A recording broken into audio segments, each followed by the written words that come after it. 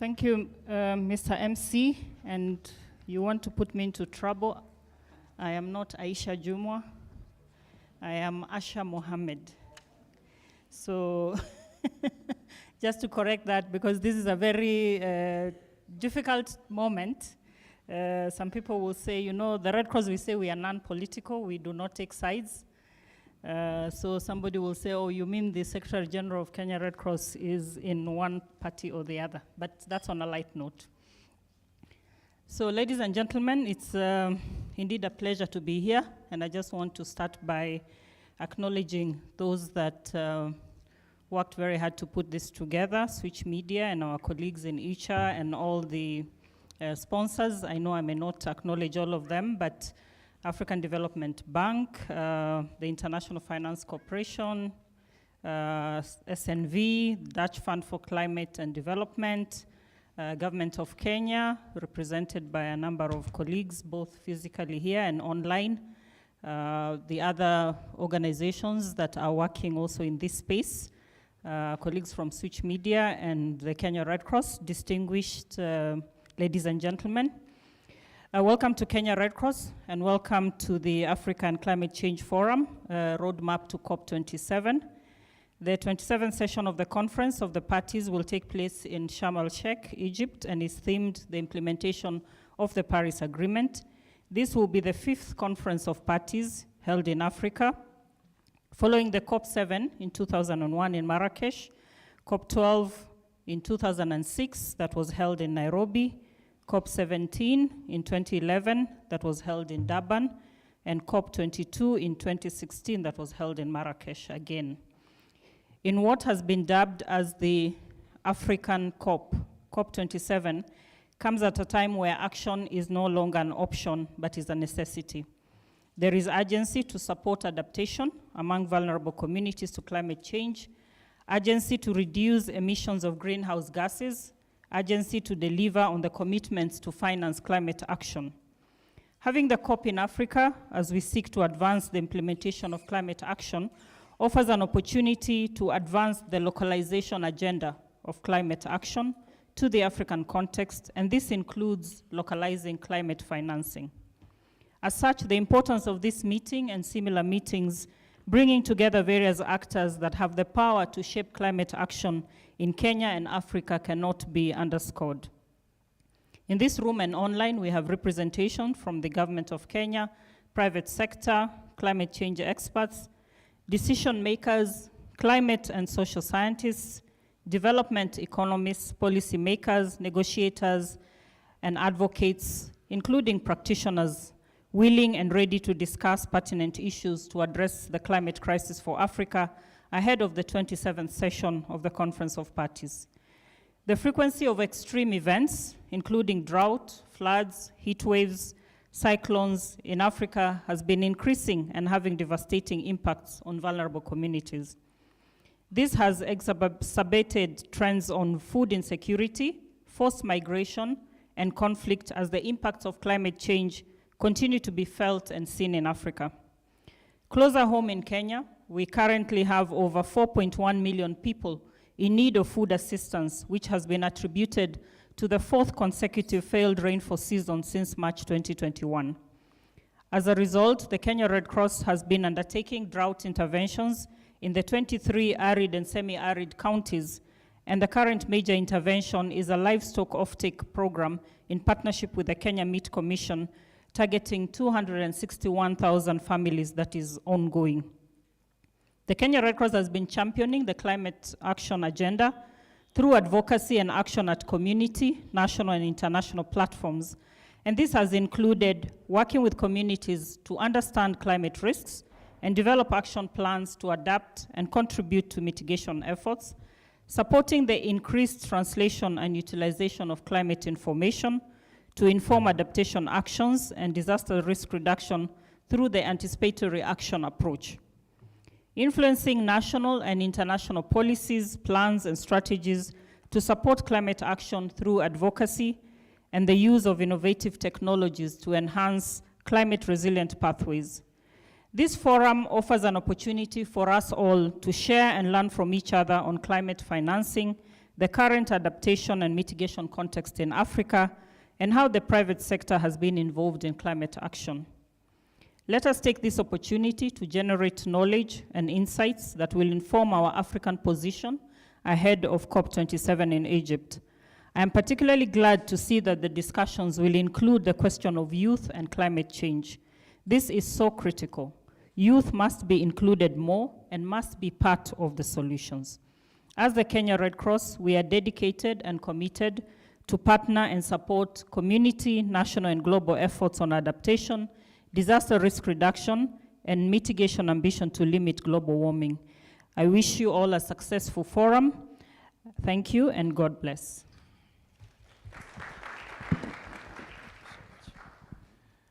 And because we know Dr. will be having quite a schedule today, I would want to, before we get into the panel discussion, with a request of the organizing committee to kindly quickly take a quick picture with you, because we understand your schedule, and then we shall just jump in directly to the conversation of today about climate change financing, and I'll be telling you about the panelists. So kindly, Dr. if you could kindly come once again here, and I want to request, where is the photographer in the house, so that he can advise me, because I don't see like, this is because it is important for documentation purposes. So if you don't mind, please get on your feet, come. We're going to take a picture with Dr. right here, as a result of the media request that we have. Please come, Dr. Yes, representatives as well, especially the policy makers. This table, please come.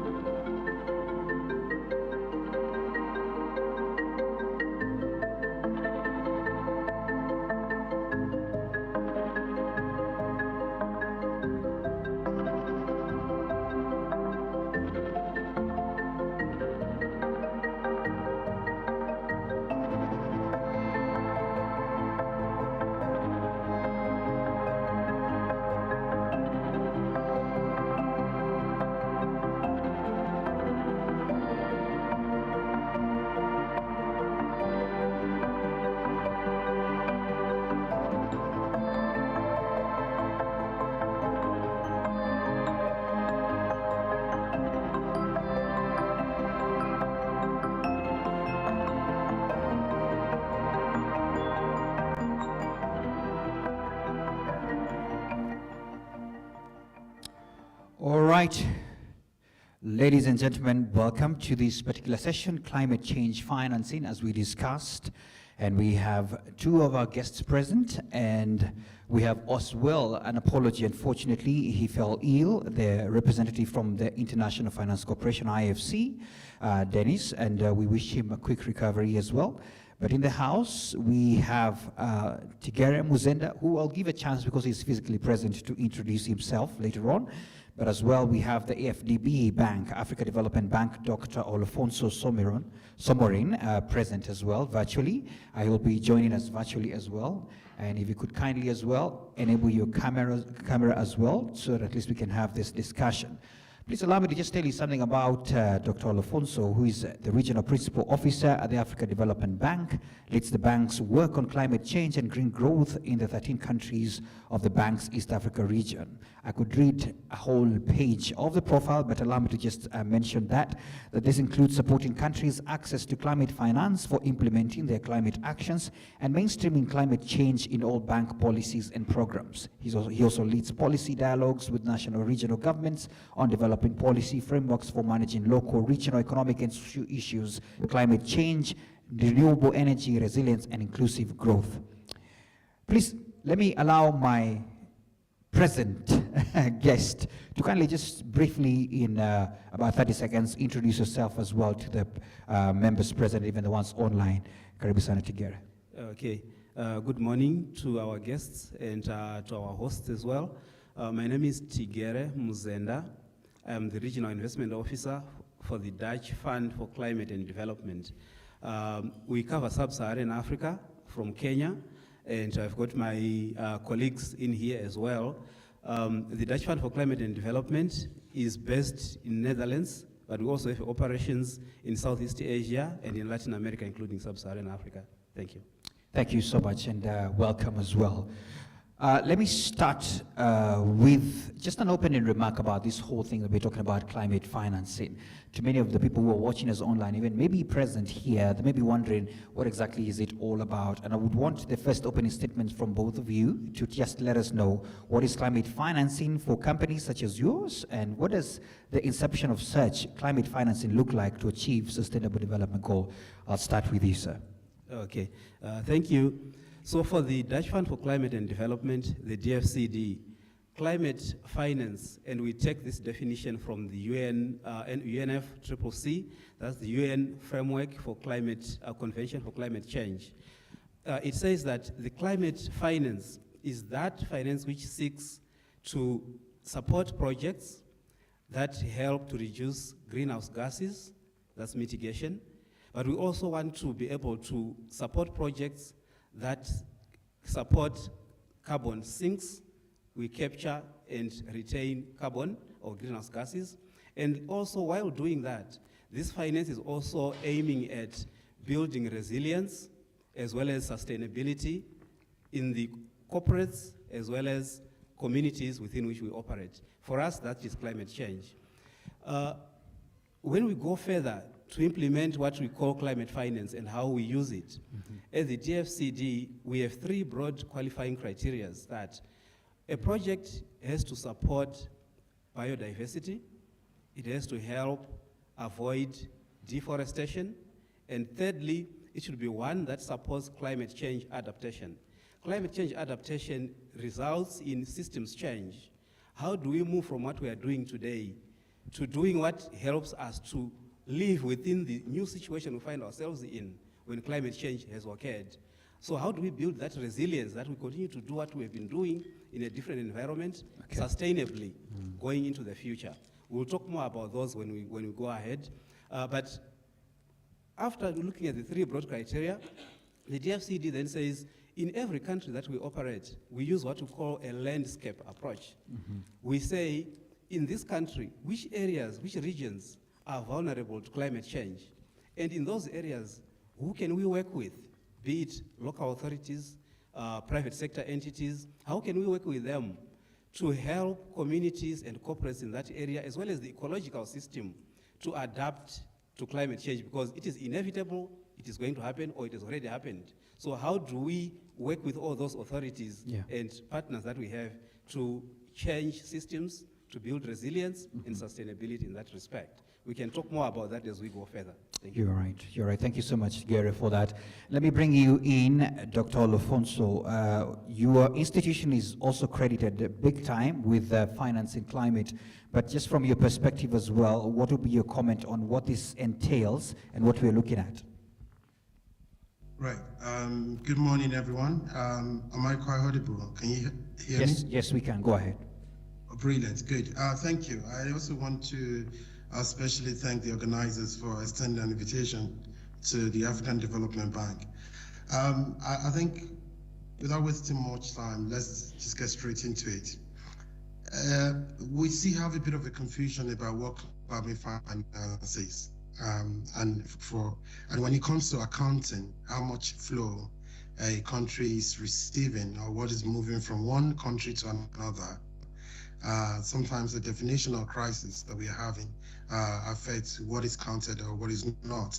But basically, we have a broad definition that says all sources of public and private finance are targeted at activities that contribute to either mitigation or adaptation. So it could be public sourcing, budgeting, or county allocations. It could be private capital from commercial banks, from individuals, from others. So that is more like the working definition. But I want us to nest this within the context in Kenya. And that is the fact that, you know, a number of countries have produced what we call a nationally determined contribution. So it's like the climate action, the blueprint document saying this is how we want to respond to climate change in the country. So the NDCs, as we call it in Kenya, it's been valued at a total of $62 billion. And this is, I want everyone to keep this number in mind because we're going to keep referring to this number in the course of today. We need $62 billion in Kenya to be able to adapt to climate change or respond to climate change by 2030. We're talking about $62 billion over the next 8 years. So when you consider what we are currently financing, there's a huge gap of anything between $5 to $6 billion every year. And we need that going forward. However, what is important is these NDCs form our sustainable development goals in a way. So they also talk about how we want to reach a climate resilient future in Kenya and ultimately a low carbon development pathway. So as an organization, the African Development Bank as a partner, we are very keen on supporting the investments within any country, including Kenya. We make sure that they are investments that are climate proofed. Let me I know we're just making opening remarks. Let me start by saying, at the African Development Bank, we do not have climate change projects. What we have is climate-informed development projects. So every development project in every country must be climate-informed. So we must see how we can use those development projects, whether it's water, energy, agriculture, to be able to adequately respond to climate change. So this is how the conversation around climate finance, it's very linked to our sustainable development goals. Because we're not going to do development work, investment separately and climate projects separately. No, we have to find a point of convergence between climate change and development. And that convergence, one of the areas of those convergence is actually finance. And I'm sure in the course of this conversation, I'll come back to give some specific details on what we need to do differently in Kenya. Thank you. Thank you so much for that introduction as well. And we also want to appreciate what exactly you're doing. And let me just come back to our guest present here. And some of your entities, for example, what we see here in the country, some of the entities like local banks, we're talking about the KCBs of today, they're accredited by the Green Climate Fund to develop projects, proposals, and access concessional loans, for example, for climate change mitigation. My question to you would be, how do we create a fiscal model, that supports adaptation and building climate resilience? Because there has been a lot of mitigation conversations happening, but now we're talking about adaptation, which you had alluded to a little bit. So how do we create such a fiscal model that will support this, to have this resilience we're talking about? Okay, Thanks very much. So for the DFCD, Yeah. it is not an accredited entity of the Global Climate Fund, but I hasten to say that one of our financing partners, that is FMO, is actually an accredited partner. For those who may not know, the Dutch Fund for Climate and Development is made up of 4 consortium partners. Ourselves as SNV and Worldwide Fund for Nature, WWF. We are on the origination facility. We scout for, we identify, and we build a pipeline of investable projects into which we can then implement our climate adaptation projects or funding. The other 2 partners are Climate Fund Managers and FMO, which is a Dutch development bank.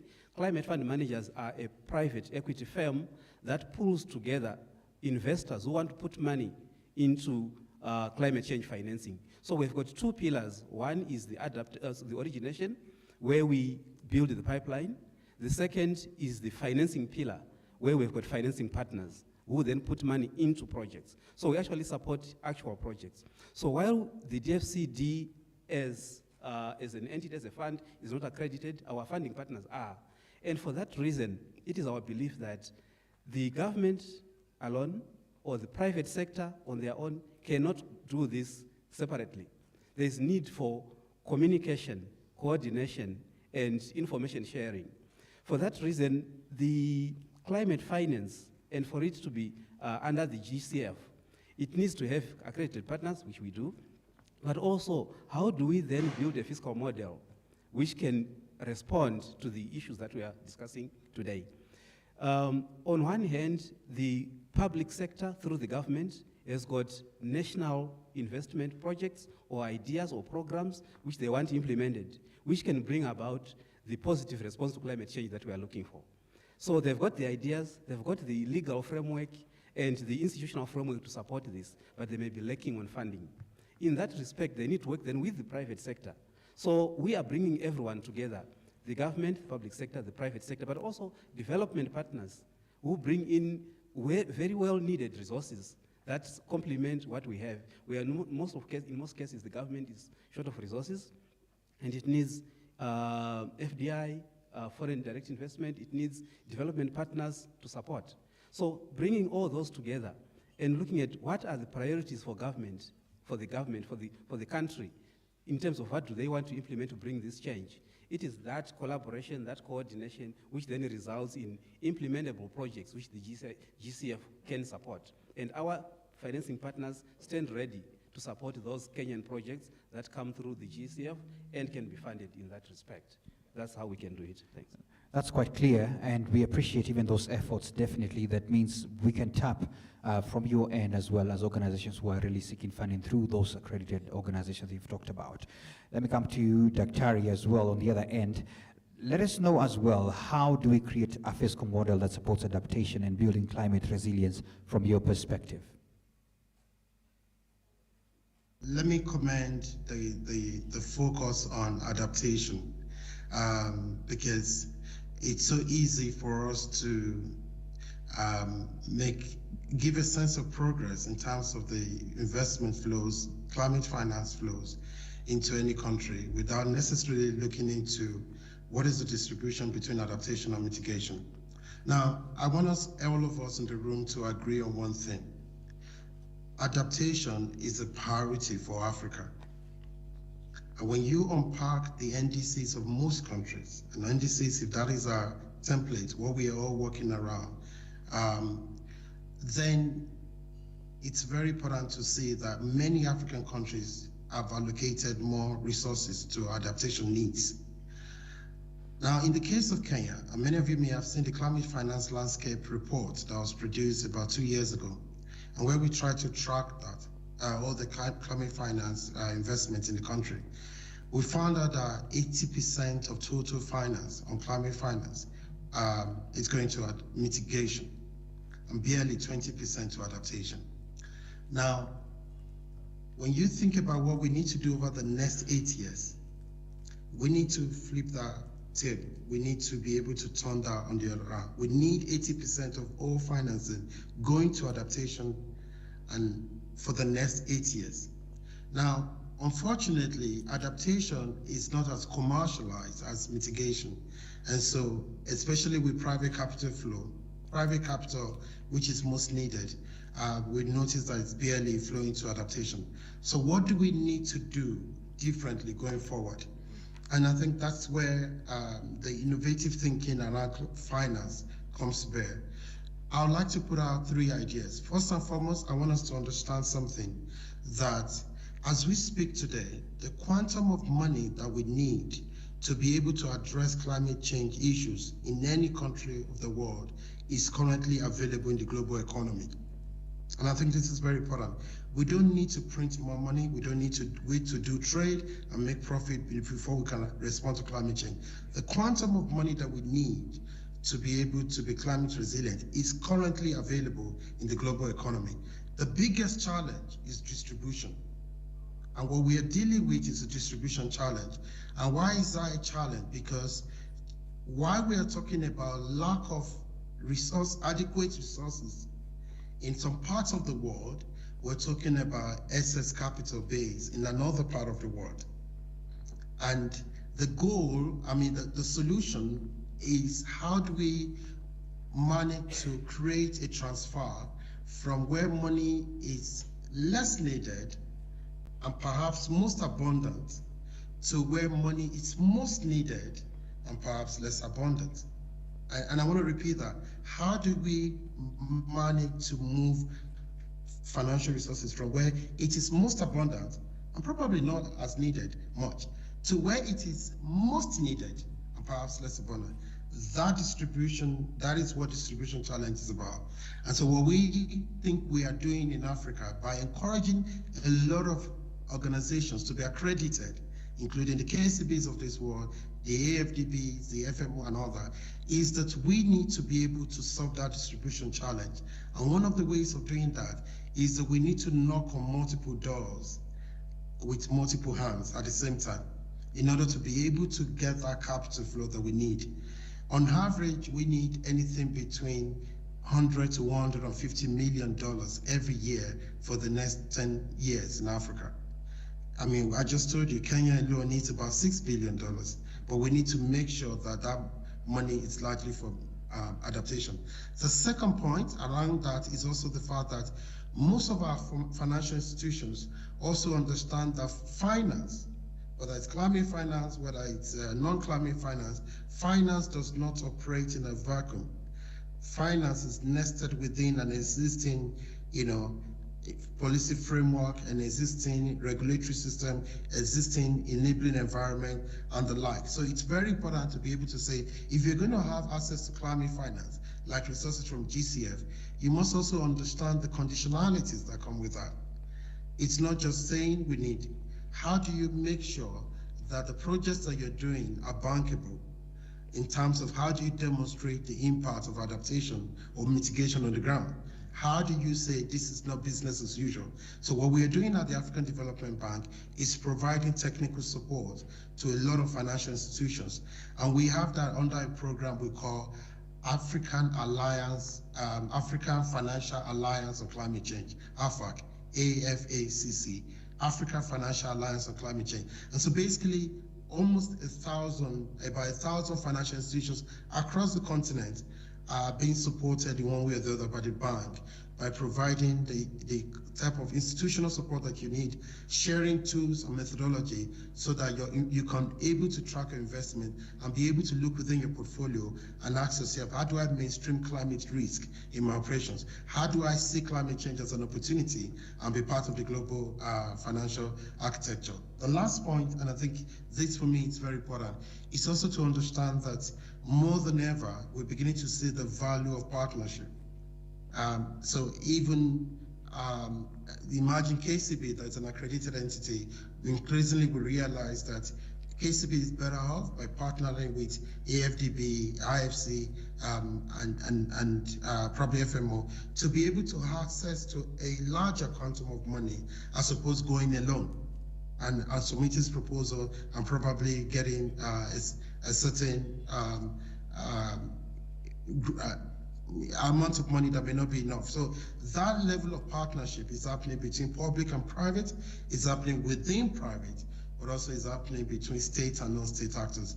And what we constantly do at the African Development Bank is to be at the center of this, to see how do we use our convening power to bring different actors around the table to be able to understand what do we need to do to mobilize additional climate finance.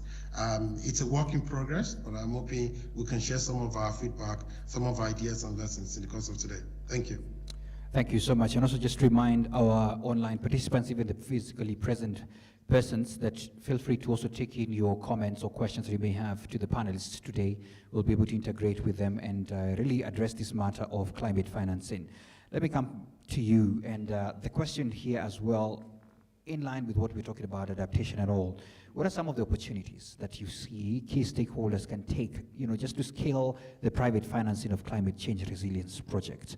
Because as, Dr. is talking about, there are quite a number of areas that they're seeing when they talk about partnerships and all. But from where you see it, what are some of these opportunities? Thank you. From the DFCD, we see quite a number of opportunities, and it's unfortunate that in most circles, when we talk about climate change, climate finance, people quickly think of agriculture. How can we support smallholder farmers? But for us, and I think the same applies to FDB and other multilateral institutions, it goes beyond that. We have a number of opportunities that we can talk about, but before we talk about those opportunities, how do we make this finance available? Dr. Somorin talked about the sources of finance. How do we move from where the resources are to where they are needed? And I add in that respect that some of the opportunities we see domestically would be, we need in the financial sector to deepen our financial markets, financial and capital markets. We do not have currently sufficient financial resources to support our own local projects, and hence we depend on foreign resources to come and support our local projects. So how do we do this? We talk about green finance, we talk about climate finance, but who is providing it? If we look at institutions, there are very few. But also if you look at products on our financial and capital markets, there are very few and far between. If we are to ask, when was the last time a green bond was floated in Kenya? I think it's about 2 years ago with ICON on student housing. I haven't heard of any. I could have missed, but I haven't heard of any since 2 to 3 years ago. So they are there, but they are small and far between. So we need to deepen our financial and capital markets to enable corporate issuers, and of course the sovereign issuer, to also come up with green financing that can then be made available to our local institutions. So it's good that the KCBs and the equity banks are involved with the GCF. They will make some of the local projects that can then be financed in that respect. But over and above that, we need to constantly create a pipeline of investable green projects. There should always be a pipeline waiting to be financed. And then the financiers would come in and say, we have got the finance, let's work together and finance these projects that are there. And the opportunities, so we're talking about finance and financiers, but on the opportunities for the investors, what are these? Apart from agriculture, yes, we talk about smart agriculture, climate smart agriculture. We also want to talk about smart cities. We talk about vehicles and traffic congestion, and also the use of fossil fuels. How can we move from there and talk about maybe clean energy that can be used by transport? I think there's been talk about electric buses, electric vehicles. That's something that we should embrace. So we're talking about smart cities. How do we dispose of our garbage? How do we reduce and reuse even our garbage? Someone has talked about that. Yeah. So that's an opportunity. There's an opportunity in garbage collection and recycling, the cyclical economy. I can give you an example quickly on that one, where through the Dutch Fund for Climate and Development, we financed a project, not necessarily here in Kenya, but also looking at a similar one, which is modernizing the wastewater and sewage treatment works, so that when we discharge it into the rivers and the dams, it doesn't pollute the rivers and create water hyacinth, which chokes the marine life. But beyond just treating and disposing, what else can we do with it? We can create biogas from sewage sludge. We can create organic fertilizer from sewage sludge. We can create briquettes and pellets that can be used as alternative fuel to charcoal and wood in that respect. So that's something we're using in the cyclical economy. And there's also the issue of clean, renewable energy. We're talking about wind, we're talking about biogas, we're talking about solar. I think many of us can relate to that. But over and above that, green buildings. I know we've got a green building council in Kenya. How has it spearheaded the either retrofitting or coming up with new buildings that respond to climate change? How can we make our buildings greener? Apart from having lighting throughout the day, how can we structure from the architect side? How can we structure, design our buildings so that there's more light coming in? That's an opportunity for architects. And for those that are providing light, instead of having hydropower supplying us with electricity throughout the day, how can we make clean renewable energy supply us with that light and even heating in our offices, in our homes, in our conference rooms like this? Solar can be one of those. Biogas can be another one of those. So these are opportunities that we are having over and above the financial opportunities of green finance. I'll stop here. Thank you so much. And I know there could be more and more, as you can tell. I mean, it touches on many other scopes of our lives. I want to bring you in, Dr. Alfonso, as well. What are the opportunities that you see key stakeholders can take just to scale up this private finance we're talking about for climate change resilience and projects, please? No, thank you, Maila. And indeed, thank you for, to my co-panelists as well. I think it's very important to step back a little bit and ask ourselves, particularly for adaptation, we've established that it's a priority for us. We're very vulnerable to climate change. 7 out of the 10 most vulnerable countries in the world are in Africa. Even when your country is not on that top, 10 list, every sector in one way or the other in any African country is exposed to climate change. The whole entire economy of African countries, these are sectors that are very climate dependent, whether it's agriculture, whether it's forestry, whether it's energy through hydro. So we constantly see this direct impact, and yet we know what we need to do. Unfortunately, despite the fact that it's a priority, the flow of money to investment, and if we consider that flow of money to be where we allocate value, unfortunately, we've been allocating value to mitigation. So what do we need to do? I think we need to probably recalibrate and see mitigation as an opportunity that must not take our attention away from the priority, which is adaptation. And keep in mind, I always say this, mitigation is an opportunity, adaptation is a priority. And so what do we need to do? We need to use the system of mitigation and see how do we use that to push forward and advance the adaptation objectives. One of the things that we can do is also to sit down and look at why has mitigation been successful? And one of them is largely because of private sector, whether it's renewable energy program, whether it's green mobility in transportation, whether it's waste management, they've been largely driven. The technology investments into this, the financial, they've largely come from private sector. And we do the same for adaptation. So here's some of the ideas that we're engaging with a few stakeholders. It's important to know that when you compare mitigation, the number of financial instruments, for those who may not be very used to these beautiful jargons, basically, what are the options available in financing something, the instrument? Mitigation, you could actually count at least 11 of them, all of them. When it comes to adaptation, they are largely 99% too. Is either a concessional loan, which is usually in the public sector space, or it is grant capital, which is also in the public sector space.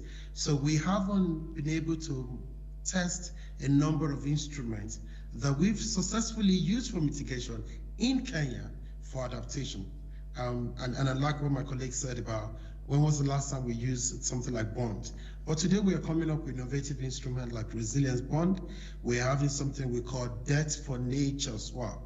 So I'll give you an example. During the 2008 financial crisis, Seychelles was in debt, and Seychelles said, you know what, we have an innovation. What if you can forgive our external debt in exchange for biodiversity conservation? And it was, for nature swaps. And it was accepted, and it was something that today we're talking about and see the opportunity for it. We're talking about blue bonds today, we're talking of green bonds, we're talking of resilience bond. These are some of the innovations we're piloting in order to be able to expand the menu. Think of yourself going to a restaurant. If you're limited to 2 options on the menu, food menu, compared to another restaurant where you have more than 10 options on the menu, it definitely, you can easily tell where you will tend to allocate your resources and time. The other thing again is, it's also the question of pipeline of projects. In some countries today, it's normal to have what they call national adaptation register. So basically a bottom-up approach of developing projects in small scales in different parts that are very clear where you've made an economic case for the benefit. So for adaptation, we talk about economic benefit, but mostly for mitigation, people look at commercial viability. And what we've done is, the more you are able to build this pipeline and across different sectors in different regions, the more you're able to aggregate them together in a way such that the income generating ones, and together and blending them with grants, they can help you move the project beyond just being an economic beneficiary one to as one that is commercially viable for private sector. Let me say this as I close on this question. There's a language of money, and as much as adaptation is something that we need because of our high vulnerability, I think we have to learn to speak that language. And that language requires that there's a capacity that you must demonstrate, which is both implementation capacity, but also management capacity when it comes to developing proposal. You must understand the instrument that the financial capital would understand, and you must be able to appropriate that. Or more importantly as well, you must be able to make a case for a return. You know, there's a cost, there's benefit, and those cost benefit analysis must help us. Now, we're not starting from zero. There are a few cases in Kenya that are already working. Water payment services for water investment, we're seeing them in some parts of semi-arid region, but they need to scale up. They need to scale up significantly within a short period of time. And that is the key point here. We need scale, we need speed. And I think that's something that we need to continue to work on. And we will continue to work on that, both scale and speed. Okay. Thank you. All right.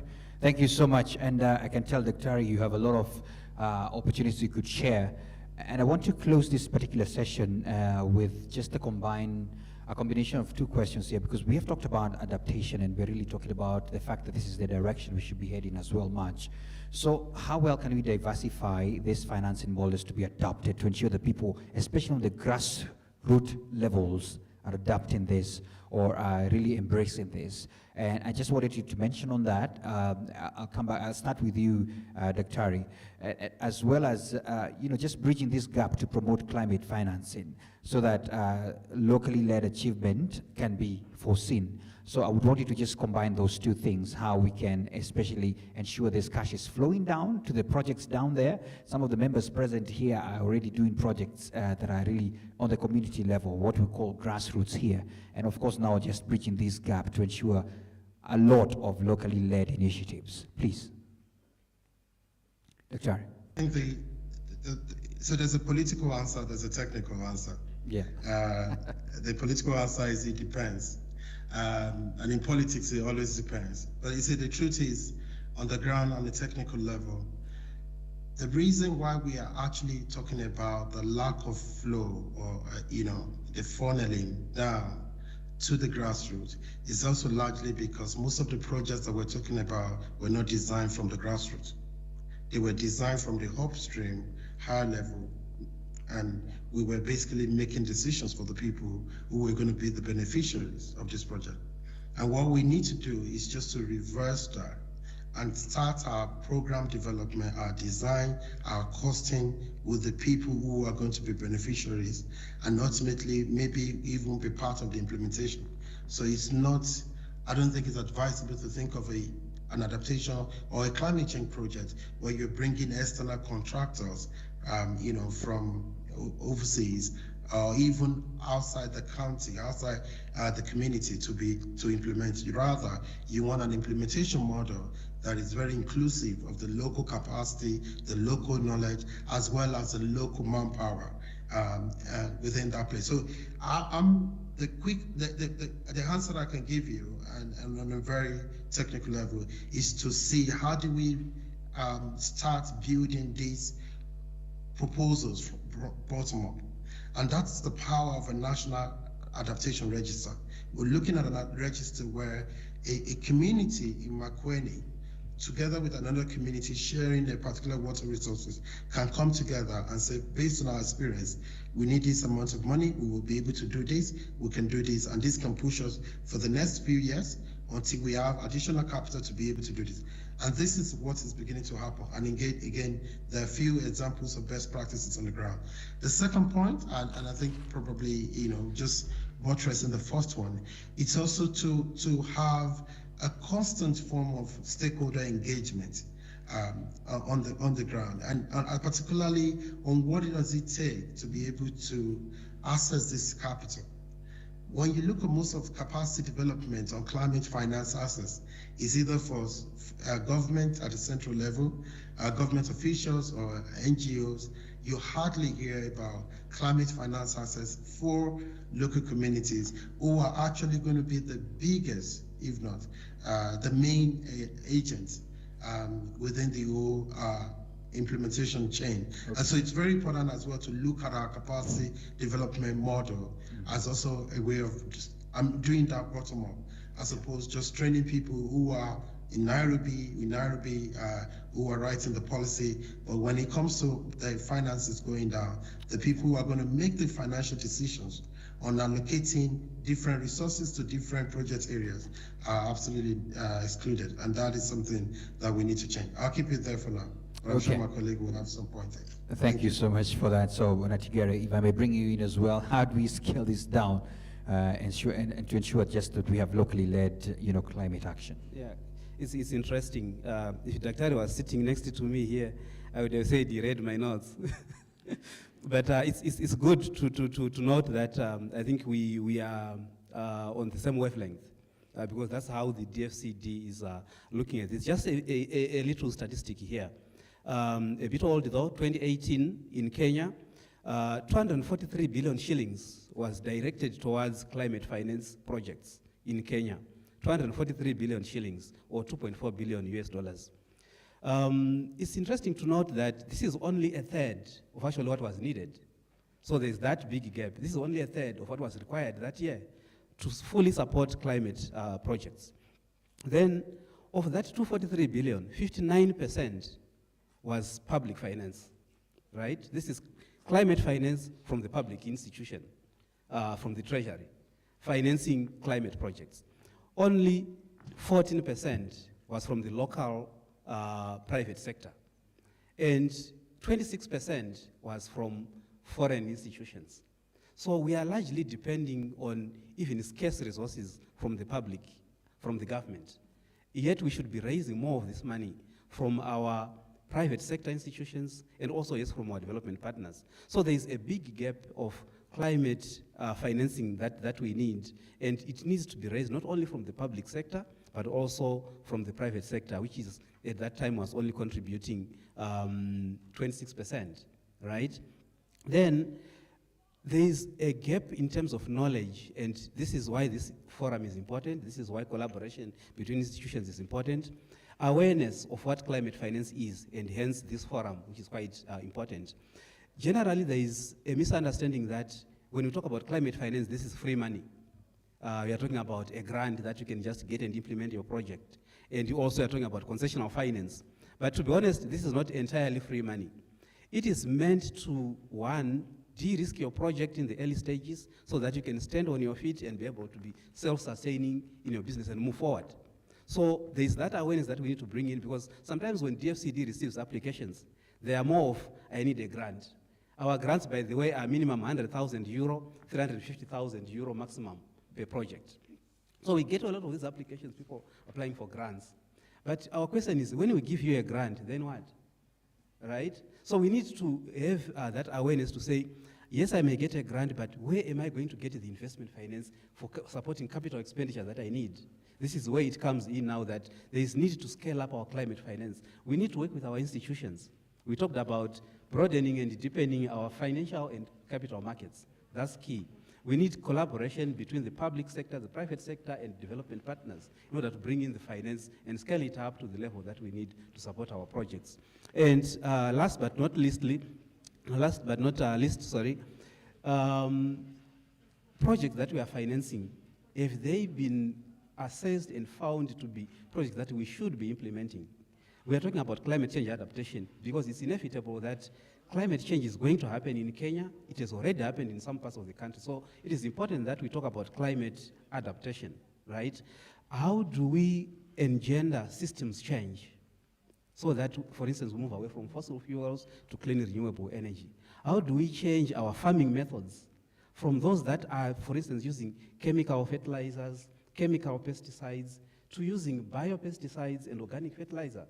How do we change the fuel and energy that we use in the household and in our communities from that which is health-wise harmful and also not very good for maybe human settlements, to clean energy that we can use in the household, talking about briquettes and pellets as opposed to charcoal and firewood that we can use in that respect. So in our view, products, yes, we need to broaden them, we need to deepen them, but collaboration and coordination is important. And lastly, we are not talking about party politics, but we're talking about political will from a global governmental position.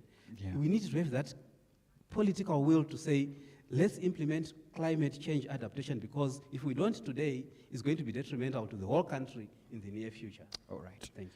Thank you so much, ladies and gentlemen.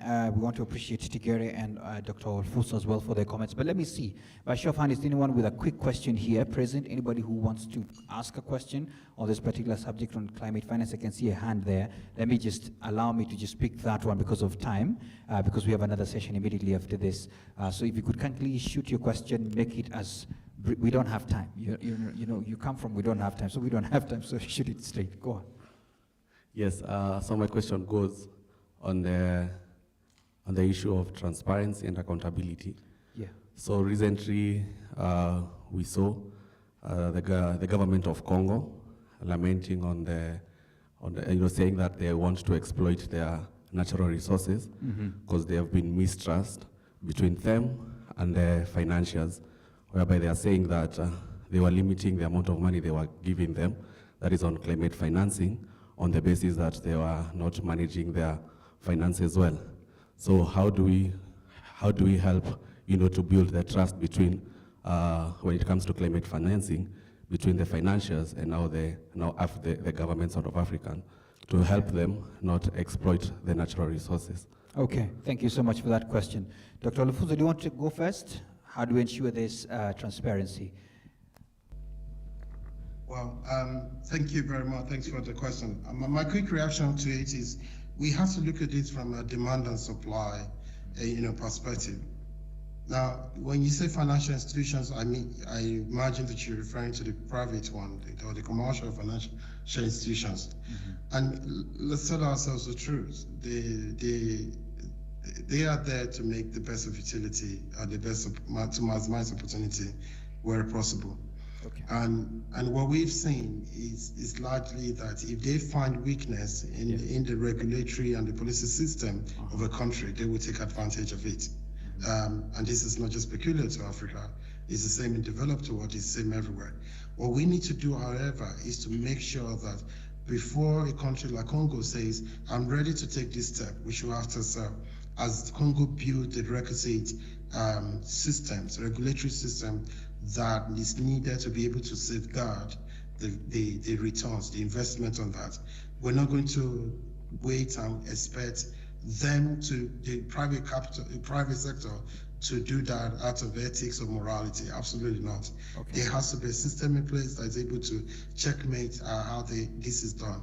Okay. And what we are doing at the African Development Bank is we are supporting countries that were considered to be either in transition or fragile, with an abundant natural capital, in helping them set up a legal framework that is supportive of safeguarding the transactions in a way that's beneficial to them. And you can check that out. That's African Legal Support Facility. And they are doing a lot in helping contracting, they are helping with regulations, institutional building. That is very important. I want us to focus on the country, not the market. Okay. Thank you. Thank you so much for that. In 15 seconds as well, do you have something additional we could tell him about transparency? Yeah, I think what is important, which is something that the DFCD does, is on transparency and accountability. Yeah. We set up, as we are agreeing today that we are giving you this finance, we set up KPIs, right? Key performance indicators. Great. And we don't wait until the project has ended for us to then say, oh, let's look at if you achieved. There's periodical checks, How you progress. periodical monitoring, and actually evaluating whether you are still in compliance with what we agreed at the beginning.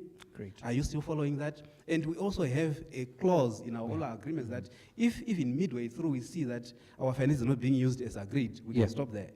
So that forces one to say, if I'm to complete this project, I need to be compliant, and I need to be transparent and giving the statistics that I said I would deliver.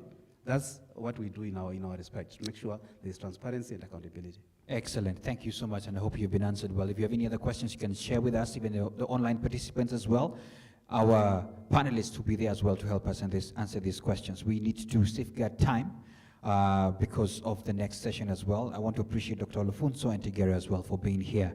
Remember that in this break that we're going to have, we have NMS, courtesy of NMS, there's vaccination. We're in a season.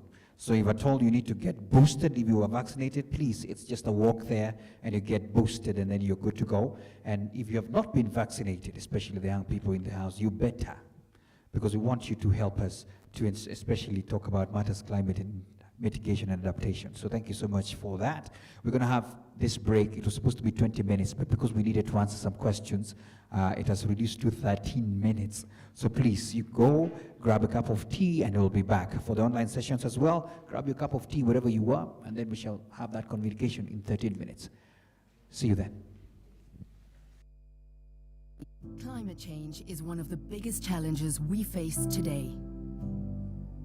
It is already affecting people and nature across the globe, with developing countries being most impacted. There is an urgent need for investment to enable vulnerable communities and ecosystems to adapt to climate change. Yet funding is in short supply. The government of the Netherlands has committed to addressing this need by making 160 million euros available through the Dutch Fund for Climate and Development, known as the DFCD. Managed by a pioneering consortium of FMO, Climate Fund Managers, SNV and WWF, the DFCD will work with the private sector to catalyze over 500 million euros in additional funding for bankable projects across the world. These projects will boost the health of fresh water, forest, agricultural and ocean ecosystems, and improve water management. Critically, the DFCD will help vulnerable communities to adapt, drive sustainable development, and strengthen global efforts to tackle climate change. The fund is ready to build new partnerships. So join us in our mission to create a more resilient future.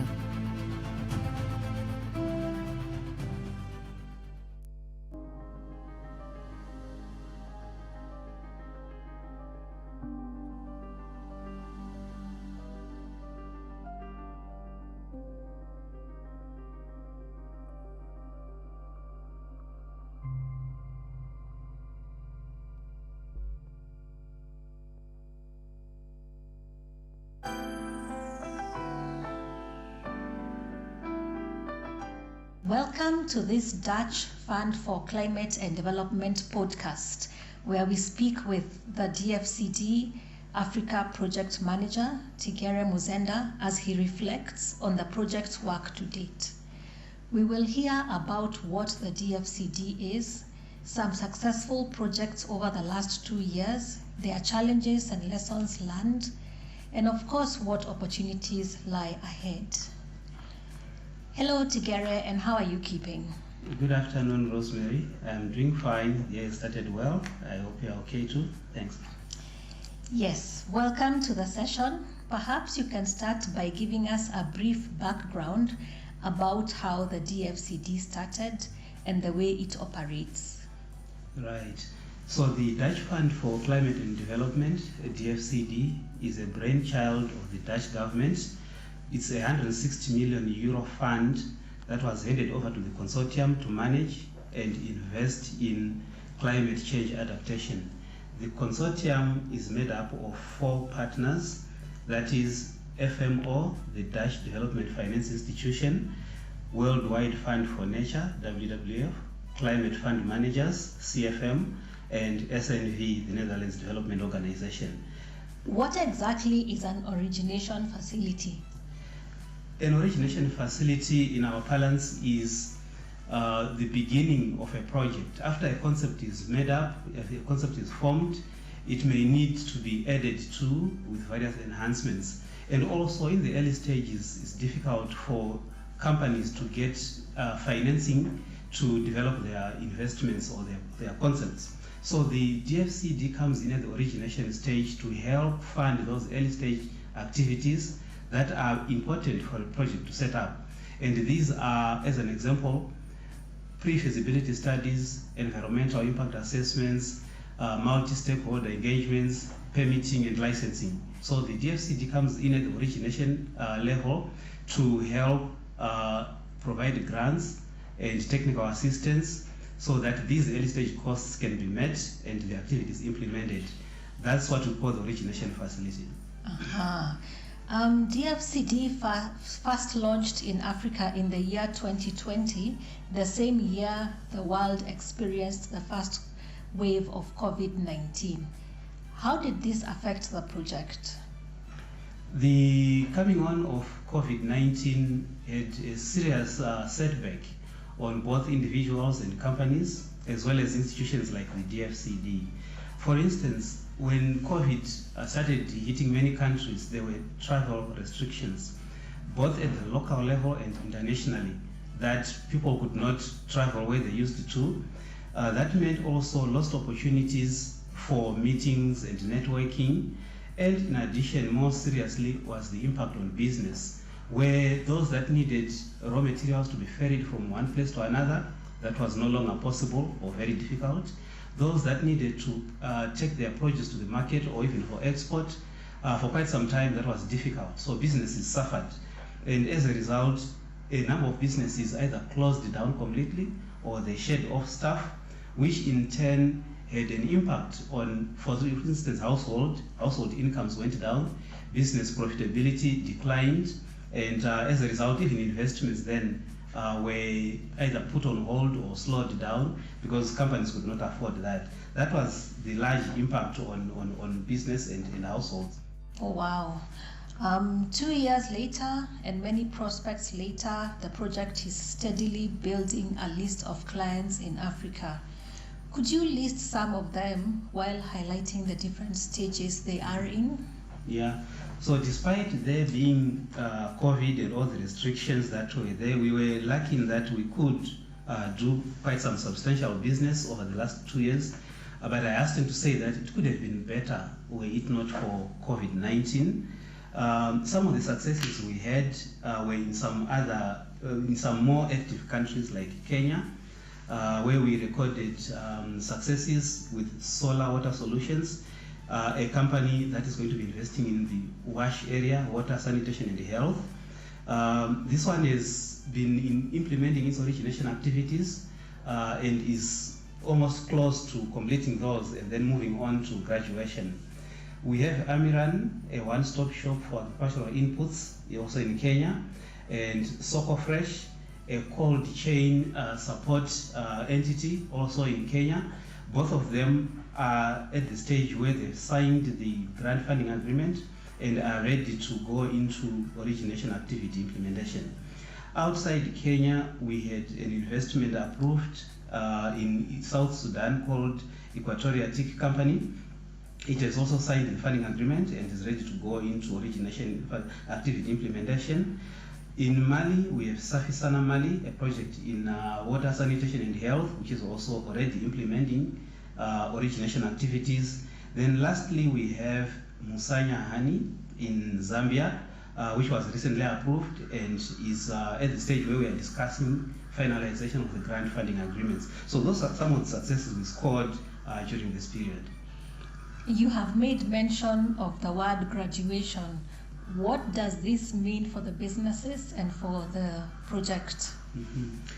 In short, graduation relates to the period or the time when a project that was implementing origination activities has completed that implementation and is therefore ready to move on to the next level, which is accessing financing for implementation of the project. This is a time when they've completed and met all the milestones that were set during origination, and we then help them, introduce them to the financiers, either under the land use facility with FMO or under the water facility with CFM, Climate Fund Managers. Last year, the project also organized the Scalable Solutions Challenge as part of its activities. Could you please briefly share some detail about that and how it went? The Scalable Climate Solutions Challenge was initiated by the FMO with the intention of raising more awareness of the DFCD in the various areas where we operate, but also help build a pipeline for investable projects. So the Scalable Climate Solutions Challenge Fund was run in Bangladesh, in Kenya and Uganda. And we got quite considerable applications from those that were interested in accessing the funding. These were 35 applicants in Uganda, 51 in Kenya, and 27 in Bangladesh. And at the end of the day, we were supposed to select one applicant from each country who would then have been rated the winner. And in Bangladesh, we had Ispahani. In Kenya, we had Soko Fresh. In Uganda, we had Mantulis. These were the final contestants out of the Challenge Fund. Soko Fresh was also featured at COP27 last year. This is the United Nations Climate Change Conference, which you attended in person. What was the reception of DFCD at COP26? Yes, as a final contestant, Soko Fresh was featured at COP26, wherein they made their pitch for the grant funding that was available, about 100,000 euro if they had won, if they would win that pitch. They also were competing with the other two contestants, Ispahani and Mantulis. Soko Fresh's concept was considered by those that attended online and physically as one of the very innovative projects they'd seen in Africa, because it helps reduce post-harvest losses in the agricultural sector, especially when it comes to post-harvest losses of vegetables and fruits and other perishables that need that cold chain. And Soko Fresh provides that from the farm right to the export market if it needs to be. And that was quite well received by the attendants. Thank you, Tigere. What are some of the opportunities you see for the DFCD in 2022? We saw quite interesting developments despite there being lockdowns. It's as if the lockdowns actually spared some innovative thinking. For instance, one of the areas that developed quickly and we see continued opportunity is in logistics and value chain support. So earlier on, people were used to direct delivery being mostly for food and online shopping for luxuries, but it became a fully fledged activity throughout various industries and value chains that for people who were buying, say, inputs for agricultural use, they could go online, look for suppliers, discuss and communicate with them, and order deliveries to their doorstep of agricultural inputs. The same applied to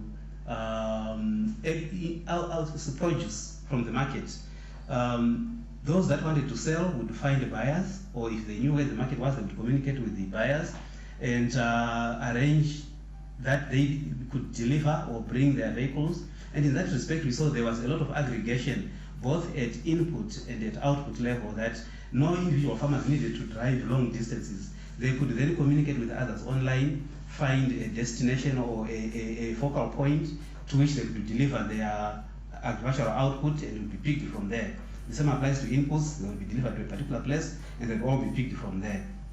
Apart from logistics, there was also a heightened development of financial technology and agricultural technology, fintech and agtech, as well as agricultural credit finance.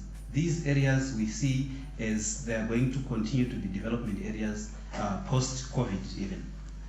Thank you, Tigere, and thank you, dear listener, for listening. Please visit www.thedfcd.com for more information, and follow SNV on Twitter and LinkedIn for regular updates on DFCD. Thank you.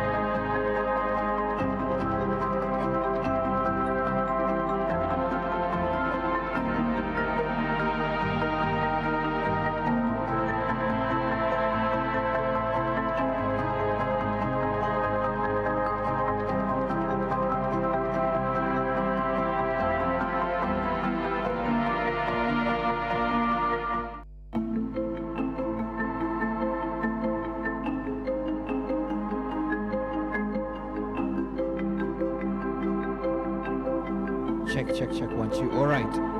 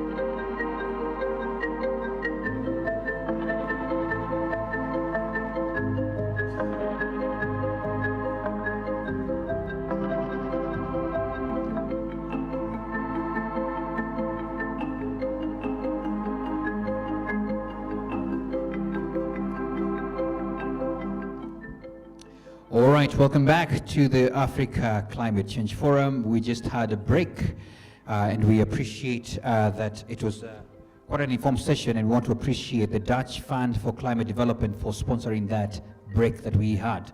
Ladies and gentlemen, we have a lot of activities happening just right outside, and for the online participants, I want to give you a chance as well to have a look at what's going out, and you can see some of the tents outside there. We have the E+ Red Cross, courtesy of Red Cross. You can see some activities happening there, and this is some of the people who have pitched some tent for you to interact with what they're doing. Amazing kits there that you can see. We are also having other guys as well just displaying some of these things, and we are requesting the people present to ensure, especially during the breaks, that you go and interact and get to know what are some of these services, especially with regards to this subject that are happening. We can move to the next tent there, and you can see craft. Of course, we had some people introduced here, and they are right there as well, ready for you to give you information, talk about themselves, climate resilient agribusiness for tomorrow. And this is good. They have amazing innovations. If you didn't walk there, you can go and see some of the things that they are doing. Amazing information right there. We could move on to the next as well tent and see what else do they have there. So please ensure that you walk into these particular tents so that at least you can grab a copy or two. That's the innovation I'm talking about, by the way. I got to know that you don't have to go to Kisiagi. For the ones who don't know what that is, it's a place where you can, get your unga. You don't have to go too far. With something small as what you're seeing there, it will give you a grade 1, the nice one for yourself. So you better go and interact with them and get to know. And we'll have a presentation later on, right, about what are they doing on this. There's another tent there. I'm seeing it. I am trying to read through, but I can see people who are chatting there. Is that Alvatech? Alvatech Water Revolution? Those are the people who are ensuring that we safeguard our water resources. We just had a conversation that this is something that is really under threat, especially because of how scarce it is. I can see innovations there. That must be solar right there. They must be having some technology. And just to let you know, these presentations as well will be happening here just before we get into our breaks to really ensure that we get to understand what they're doing. That's Alvatech for you. Water salinity challenges. If you have such kind of things, they were going to help out. Wow. Innovation solutions. Thank you so much for that as well. And I've just read something there. They're an award-winning organization, so that's it. Is that a Chama thing I'm seeing there coming in? Alrighty. I can see something there. That's Bandari Sacco. I think they are represented here. We had some people here from Bandari Sacco. Thank you so much, and we appreciate what you're doing. And they will definitely be helping us out in this. Ladies and gentlemen, as we are looking through the tents, just keep them rolling. I want to request Jemima, Esther, and Mary to kindly come to the stage. This is it's going to be a ladies panel. The other time I just had testosterone here, I mean men, in a good way. So this time around we shall have to balance this. That's also, what is that? I just missed that tent. I wanted to just read it out. That's we, yeah, and we as well are going to have a presentation here to tell us, what is it, what are they all about? I can see Eco-Safi. That's nice, really, and we're going to get to understand from them what exactly they are. But I don't want to tell you everything, so you can have a chance as well to go and interact with them. And these are some of the nice innovations that we are seeing there. So, ladies and gentlemen, we just had an amazing session there, and I just wanted to still appreciate that the Dutch Fund for Climate Development Fund ensured we have some good tea. Did you enjoy it? I want to believe you did. For the online persons, we want to believe you enjoyed your tea at home.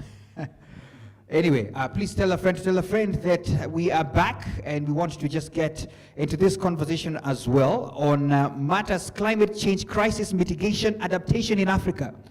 Let's understand what's the crisis that we have really. And in the house, my goodness, we have amazing ladies here who are going to help us understand this. We have ICHA represented, International Center for Humanitarian Affairs. We also have the Kenya Meteorological Department. This is very important. In fact, it's very cold. I don't know whether that should be the first question, but anyway, you will tell us more.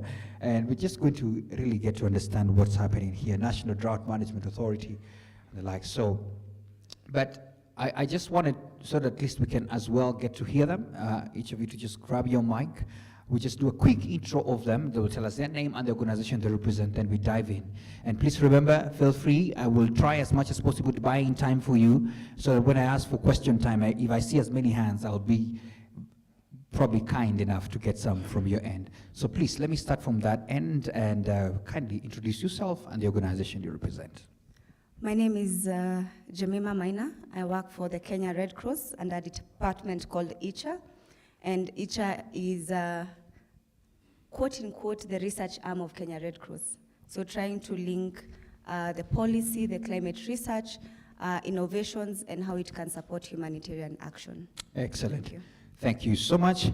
Next, please. My name is Mary Kilabi from Kenya Meteorological Department in the Forecasting Division and Assistant Director in Public Weather Service. Great. Thank you so much. And finally. Good morning, everyone. Good My morning. name is Esther Mirori, and I work for Kenya Red Cross from the Disaster Management Department, where we deal with the whole disaster management cycle and really engaging in the issues of climate crisis. Great. Ladies and gentlemen, remember this session is about climate change crisis, mitigation and adaptation measures that we may need to see. Sometimes they say you want to build a case and see what exactly is happening in this particular area that we have. Now, let's first of all begin by sort of building a situation analysis. And the question would be about how climate change has been evolving over time and what we're seeing in the coming future. And I want to open that session, especially to you, Mary, to let us know how has climate change been evolving over time, because you're observing this on a data perspective constantly. I want to believe every day you're telling us what to expect. What have you been seeing? The truth is that the Earth is warming at an unprecedented rate. Yeah. Relative to pre-industrial period, that is 1850 to 1900. Yeah. That's compared to the present. Temperatures have risen by more than by about 1.2 degrees Celsius. And in Africa, because we don't have very long historical periods, if we were to compare with the current decade, that's 2010 to 2020, into 2022, with just the recent past, which is 1980 period to 1981 period to 1990. Within that period, just this last decade, the temperatures have risen on average to about 0.6 degrees Celsius, which is quite remarkable for a decade. Yes. And ideally, also to put it more in perspective, the 2020 was the third warmest year on record. And the 6 past years have actually been the warmest years on record. Wow. Yeah, so that's just how bad it is. And how is it manifesting itself? We may not feel the average increase in temperature that much, but the main way in which climate change is manifesting itself is in way of extreme events. So we're actually seeing many more, much more frequent and intense extreme events. That is climate extremes, like the drought that we are currently experiencing, and also extreme flooding that we've witnessed in the recent past. Just in the last 5 years, Kenya has experienced 2 prolonged droughts, the 2016-2017 drought, and the current one that we're experiencing, and in between we had extreme flooding, 2018-2019 period. So that is the way that climate change is actually manifesting itself with devastating consequences. Yeah. Doesn't sound like it's very promising. So in fact, my question is, what are we seeing in the future? Is it going to get still warmer? Because it has been getting warmer. And I don't know whether people are adapting to this, but anyway, what do you see? Is it going to get warmer? Maybe a quick, straight answer? Yes, there's very good consensus among the models. Yeah. That it's expected to warm. Yeah. Actually reached to about 1.5 degrees Celsius above the reference period by about 2030. Very good consensus among the models. So we are actually expecting it to warm much more, and that's the very near future, Okay. between 2020 to 2040. Most models are predicting that it will get that warm, Yeah. and the consequences are likely to be worse, that we are going to see more intense, more frequent extreme events. Yeah. The glaciers, the last few remaining glaciers in Africa, that's Kilimanjaro, Mount Kenya, and Ruwenzori, they're expected actually to be depleted by about 2040. Oh, And no. that's devastating. It is sad that you start telling your children that snow used to exist, but now you can see snow in the fridge. It's not nice. Are we together? But anyway, I think that's a good perspective, and I think we have seen it all. Have you seen what's happening in the UK as well? Even roads are deciding to create bumps of themselves because of heat. It's a wave that they have never experienced before. I think anybody who would question this would really be coming from a place of ignorance. But let's talk about the current state of affairs. And Jemima, I want to bring you on board. You've spoken about the research that you guys do in your organization, which is commendable. And so the question would be, what's the current state of affairs from what you've seen when you talk about climate change crisis in Africa? Thank you so much. Yeah. So just to backtrack it a bit, what we realize as the Kenya Red Cross and the DM team specifically, and we have also the health team, what we realize for Kenya is that most of our disasters are related to climate. And on that realization, we started working with the Kenya Meteorological Department and other partners to try and see how can some of these disasters, which mostly are related to either too much water or too little water, and the implications of that, and these are things and events that we can actually forecast. How can we use the information beforehand to avert this? And when we talk about the crisis, the two major ones that we usually have in Kenya is drought and floods. And what we are seeing right now is we have both floods and droughts happening at the same time. Mary has just shared on the current drought that is ongoing. And as the Kenya Red Cross, as we are responding to this drought, then we see floods in the same area. And this is something that used to be more periodical. So we used to have droughts, and then we have floods, and then we have droughts. So now we are having all of them happening at the same time. And you go to a donor and you're requesting support to support communities on floods. And then at the same time, you're also requesting for drought. So it's becoming a space where we are having compounding risks. And because of this, the communities are becoming more and more vulnerable. And the implication of this is that we are having what we are calling the cascading risks.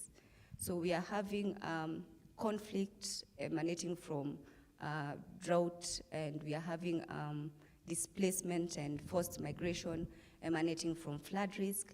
And all these things, when they are brought together, we are having a space where it's almost chaos right now. Okay. And when we look also from the development perspective, from the humanitarian perspective, from what we are talking about mitigation and adaptation, everyone is still working in silos. So you go to a community as a humanitarian actor, and you find yourself doing almost similar activities with someone who is coming in for adaptation, with someone coming in for development. So what we are seeing is we are having the communities almost at a chaotic nature, but also as people who are working to support communities, we are not working together. So when you put all that together, we are having a space where we need to work together. We need to bring together what is being talked about in terms of the climate perspective, the humanitarian perspective, and how adaptation, mitigation, and development can work together to enhance the climate agenda. All right, thanks for that. And I think you've painted a picture. We need sort of like some coordinated effort from what you're saying, that we don't want to duplicate things. And then I see some chaos in between. Wow, I didn't know we have floods and we have drought at the same time. Interesting times that we have. But thanks for that perspective. Let me bring you in, Esther. And one of the questions is about adaptation strategies. You also sit in a place where you're seeing what needs to be done.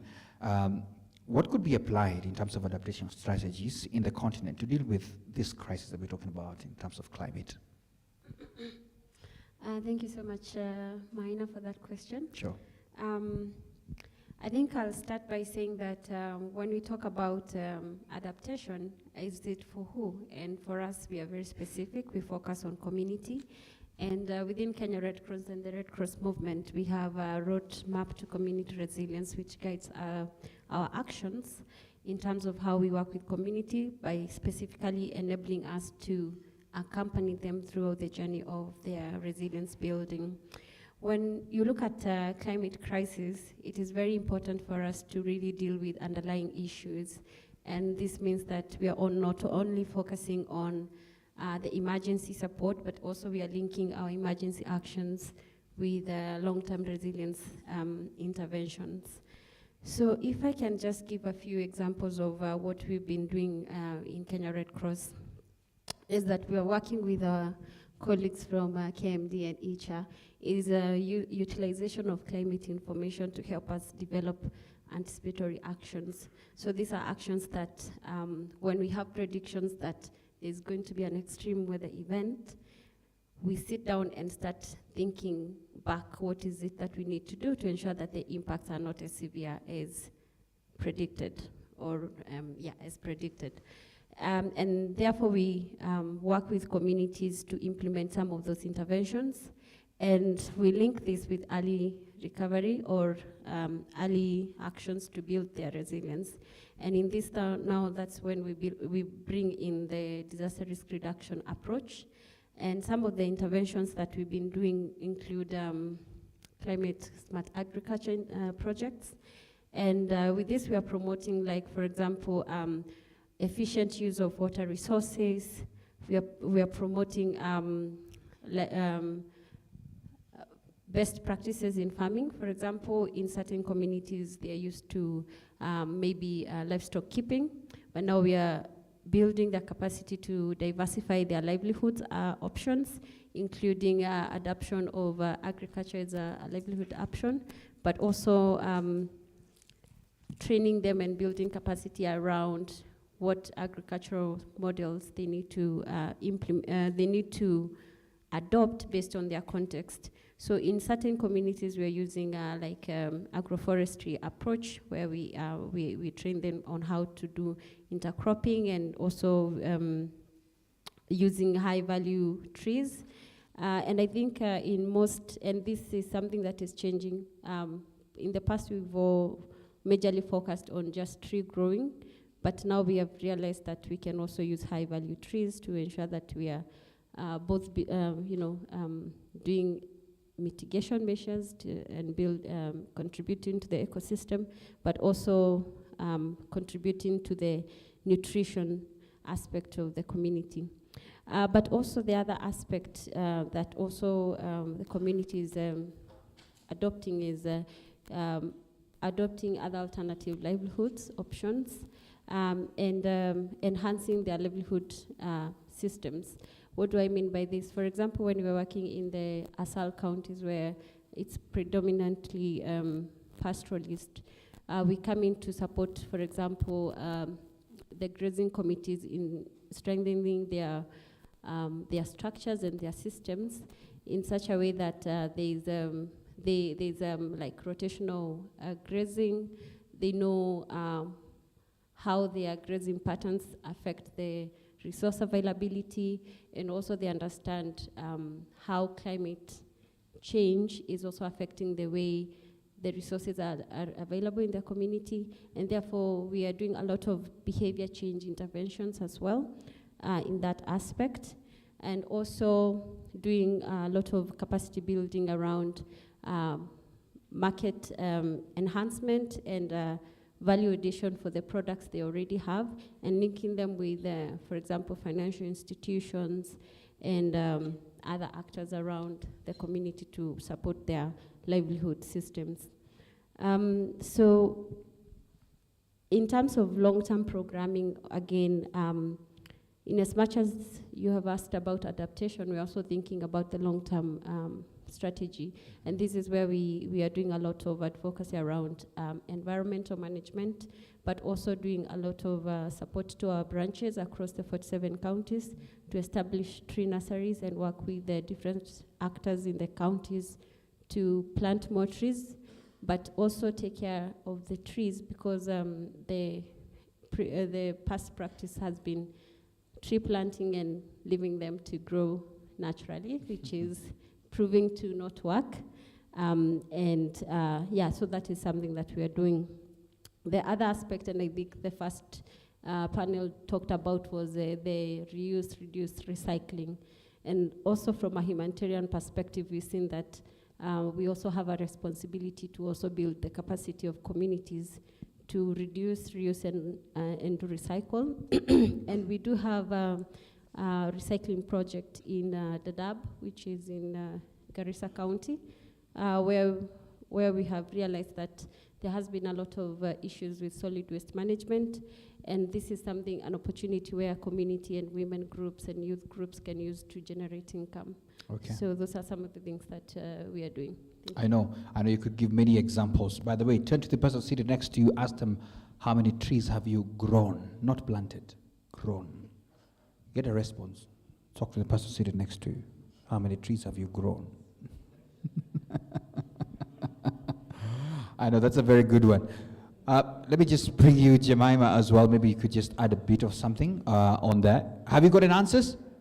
Yeah, someone is saying 2. Yet you planted 200. Anyway, no worries. We will have that discussion. I think she just touched on the fact that it's not just about planting.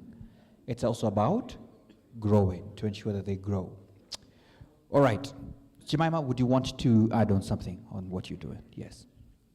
I have grown 1 and planted 1 million. Maybe I need to also work on that. Yeah.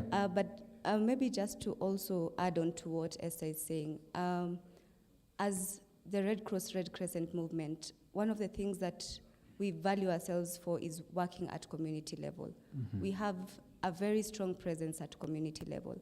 And what we are now trying to do, even through the examples that she's shared, is localizing climate action. Mm-hmm. Because even as we seek to advance the implementation of the Paris Agreement, what has been lacking is local action. Mm-hmm. We've been working in government spaces, national and international and regional levels, but the work at community is still lagging behind. So what we are working on and we'll continue pushing for and advocating for is localizing climate action and localizing climate finance. Okay, lovely. I want to appreciate that, and I hope you can embrace one of it. By the way, now that you said that you've grown 1, and you're the only one who has said that in the panel, do you want to know whether Mary and Mary, have you grown a tree? Not planted. How many have you grown? It's okay. I know I'm putting you on the spot. I'm also on the spot.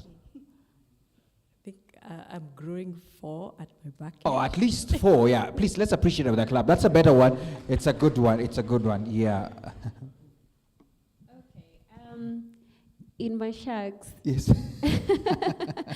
I think I've grown more than 300 trees. Okay. And I have one in my house in Nairobi. Esther, did you just say 300? Yeah. 300. Ladies and gentlemen, I'll tell you how many I've grown after this break. But anyway, we'll talk about that later. Let me just bring you in now, Mary, and let's talk about what you're doing at the Meteorological Department. What have you been doing to support the use of climate information? Because you are the people who really can tell us, and based on facts, really, the information that is needed for everybody else to really act on what he's saying. As you heard Jemima say, you know, they really rely as well on you to inform them, to know what they're doing. So if you could come in and tell us what you have been doing to support the use of climate information. As they've already brought it out, we are working very closely together. Very nice. As one of our, like Kenya Red Cross being one of the mandated agencies on risk mitigation.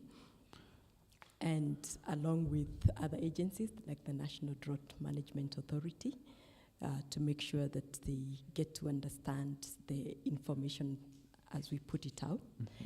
so that it can be utilized in a better way. And of course, information is only as good, can only be well utilized if it's really good. Yeah.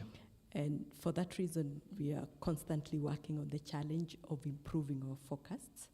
So we've been working very closely with global partners to do much more research and see how we can improve on our forecasts.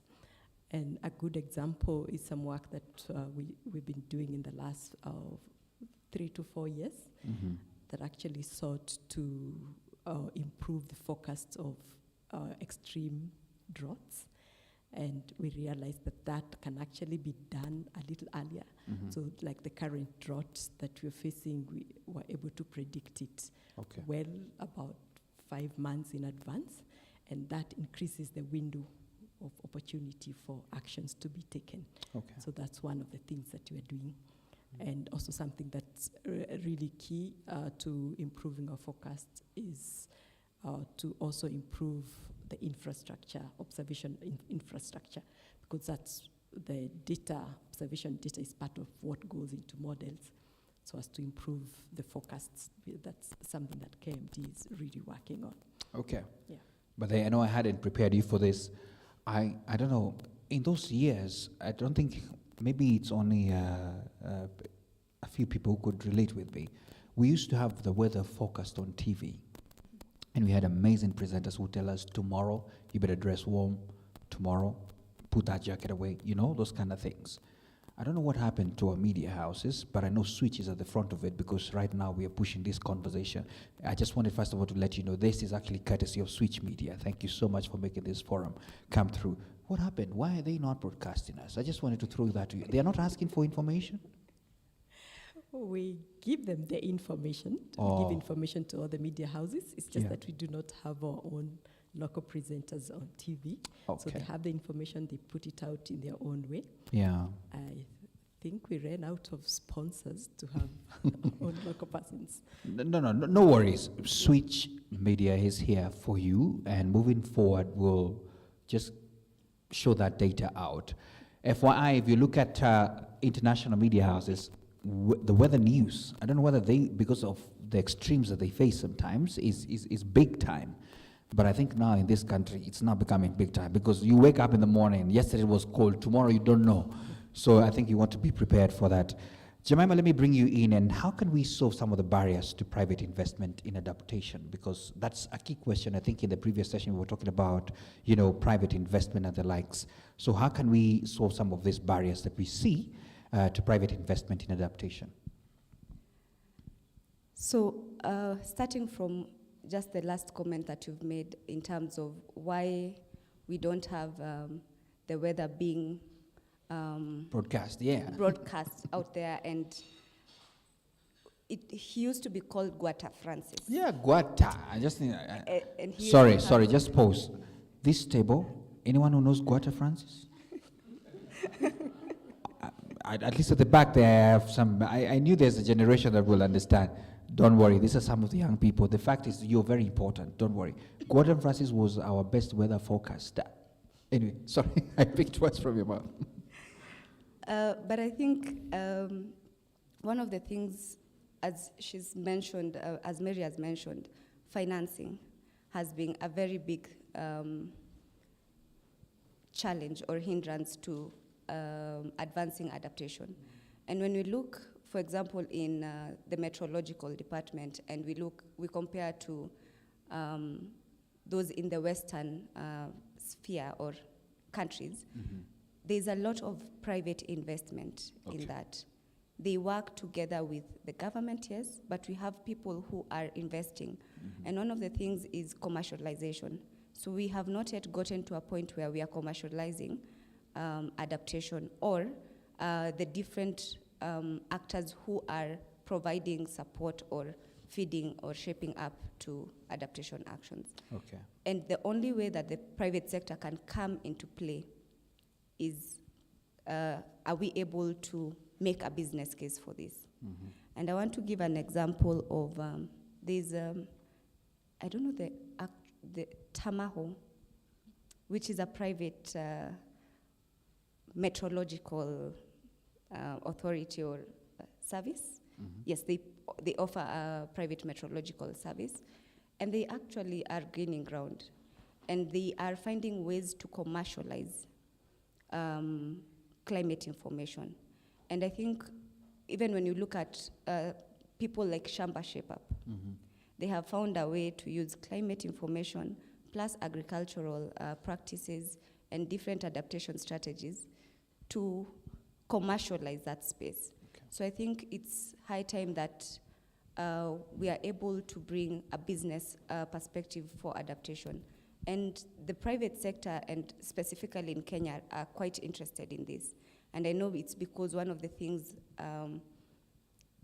Kenya is known for the agriculture. And agriculture is one of the things that feed into most industries within Kenya and the private sector.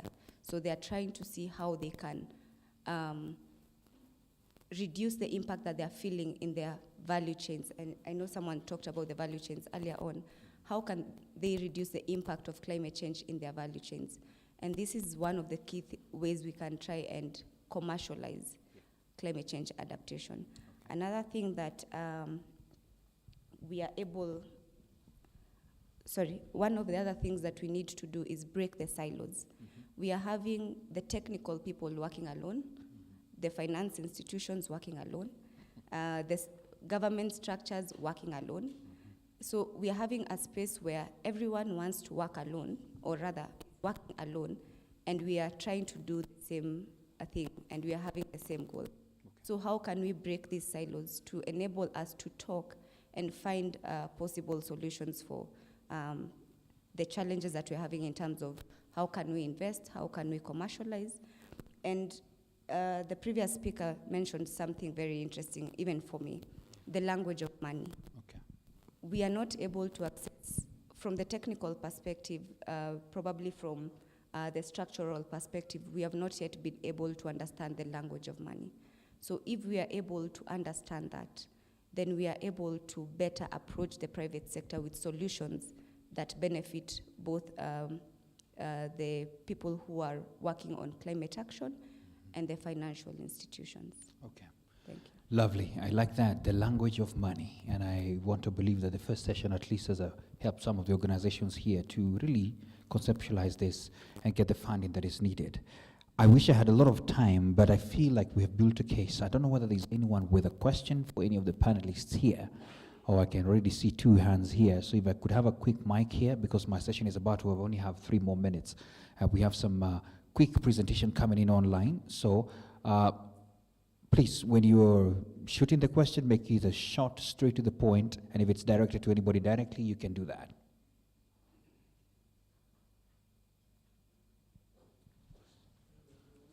Hi. Just post there. I think I want your mic to be on. Is it showing green? Great. Go ahead. Go ahead. It's on now. Sorry. We still want to hear you. Is it showing green? Don't worry, because we're talking about matters green. If the mic is not green, it's not working. It's good now? Great. So as I was saying, as a young person, what is important for me is employment, whether formal or self. And we know employment comes with the economic progress, speedy economic progress. And environmental deterioration that causes climate change is a byproduct of the economic progress. How do we bridge the gap between the two so that we ensure that the youth get employment and also we mitigate climate change? And that goes to the Red Cross team. Okay. I saw him looking at you. So I think there's something there. Okay, my question is, what is done to implement these short-term measures to end or reduce climate change? I've had her speak of short-term measures. So what is done to implement them? And so far from the observation on the ground, or maybe analysis, what has, how effective are these measures so far? Okay. Jemima, I see you coming through with that. Even the department can say something on that. So very quickly, you have about 45 seconds for that answer. Okay, thank you so much for that question. So on the issue of youth unemployment, I believe there are opportunities available around adaptation where young people can create can create employment. For example, the making of environmentally friendly cooking energy. For example, the use of briquettes. I think that is something that young people can invest in. And also, the whole business around reduce, reuse, recycle. There's a lot of opportunities around there. But also moving away from that, we are also supporting communities to establish commercial tree nurseries. And this is something that we also need to create awareness again around the importance of tree products to communities and to people so that we can also create market for it. So I think it's more about creating advocacy and awareness to the general public around commercialization of tree products, especially the high-value trees, but also creating that opportunity for young people and everyone to venture into and make an earning from that. The other question I'll attempt, maybe Jemima will also answer. So when we talk about short-term interventions, it's really like the emergency response interventions to relieve the immediate need. For example, we've told this morning 4.1 million people in Kenya are going through drought situation. So we cannot sit back and say that we don't need to relieve the immediate need, which is food availability or accessibility to water, so that we can build up long-term strategies. So we have to use the available resources to alleviate that immediate need as we think around what are the long-term strategies and where do we get the resource? Because always the challenge is the resource and how do we get the resource to implement the long-term strategies to achieve what we envision to achieve in the end. Okay. Hope you sufficiently addressed. Please, let's go to the second question. Allow me to answer a bit on the first question. Yeah, you could pop in. So as the youth, we are in a digital space. And with the digital space, let me go back a bit. When our parents and our grandparents were growing up, the career talks used to be a teacher, a lawyer, a doctor. Pilot. Like there were set things those ones. that were seen as pristine, and those are the goals that we should look at. Yeah. Someone mentioned a while back that right now a career talk is not about being a doctor, being a scientist, being a teacher. It's about finding a current challenge in society or a future challenge in society and finding a solution for that. We are at a space where, with the digital age, we have access to so much information. So our role as a youth is to try and find a solution to current problems and future problems that we foresee. And that's one of the ways in which we can resolve some of the challenges in terms of work spaces. Okay. Because most of these fields are already filled. And we are having e-doctors, and we have Google. We go and Google all the symptoms and go to a pharmacy. So we are in a space where we can utilize the current information that we have access to, the current challenges that we have in society, and come up with solutions. And she's mentioned the reuse, recycle model. And we've seen so many people who have been able, as youth, to get financing to support that. We also have the plastic bricks that are being made in Kenya.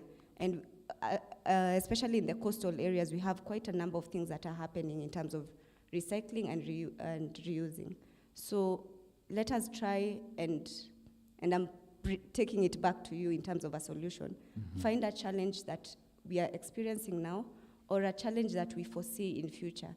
And mostly in line with climate change, you'll be able to find solutions and reach out to our partners. We had financiers here who were able to speak very eloquently on some of the ways we can access the funding. And Sure. the funding is there. We just need a way to channel it. Sure. Number two, short-term measures. In 15 seconds. In 15 seconds, we have an approach that we are calling anticipatory action, which is something that is being advocated for in Kenya and globally. And anticipatory action is mainly using seasonal information. So the forecast that is given by KMD as they continue refining the forecast and understanding what are the risks associated with this forecast and what can we do beforehand. We know the flood will not, we cannot tell the flood to stop coming. It will still come. But what can we do beforehand to ensure that the impact of that flood is not as severe as if people are found unawares? Okay. So I think we'll be able to share a bit more with a colleague at the stand. Yeah. And if we get maybe a session Yes. later or a few minutes, we can share more on anticipatory action, but you can also look at the anticipation hub on online. Okay. Yeah, thank you. Thank you so much for that. And I don't know whether there's anything that has been left out from the department, anything that you wanted to say. I have 10 seconds for you. Not much, maybe Okay. just to add that we probably need to increase evidence base Okay. of the fact that use of climate information is really beneficial, Sure. and that maybe would attract investors. Great. I love that ending, that, look for the challenge and then get the solution. That's the new way of looking at things so we can do it well. Ladies and gentlemen, that's the end of this session. Oh my goodness, the end of the session that had the most ladies of the day. So please put your hands together for them as they take their seats. And for us who are still joining online, please as well feel free to share your questions. We'll ensure the panelists as well will indeed help us to answer those questions.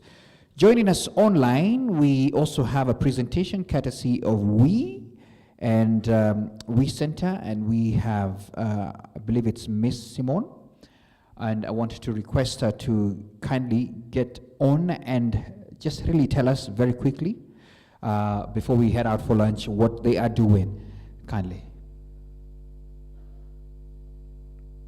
Hello and good now afternoon, everyone. Good afternoon.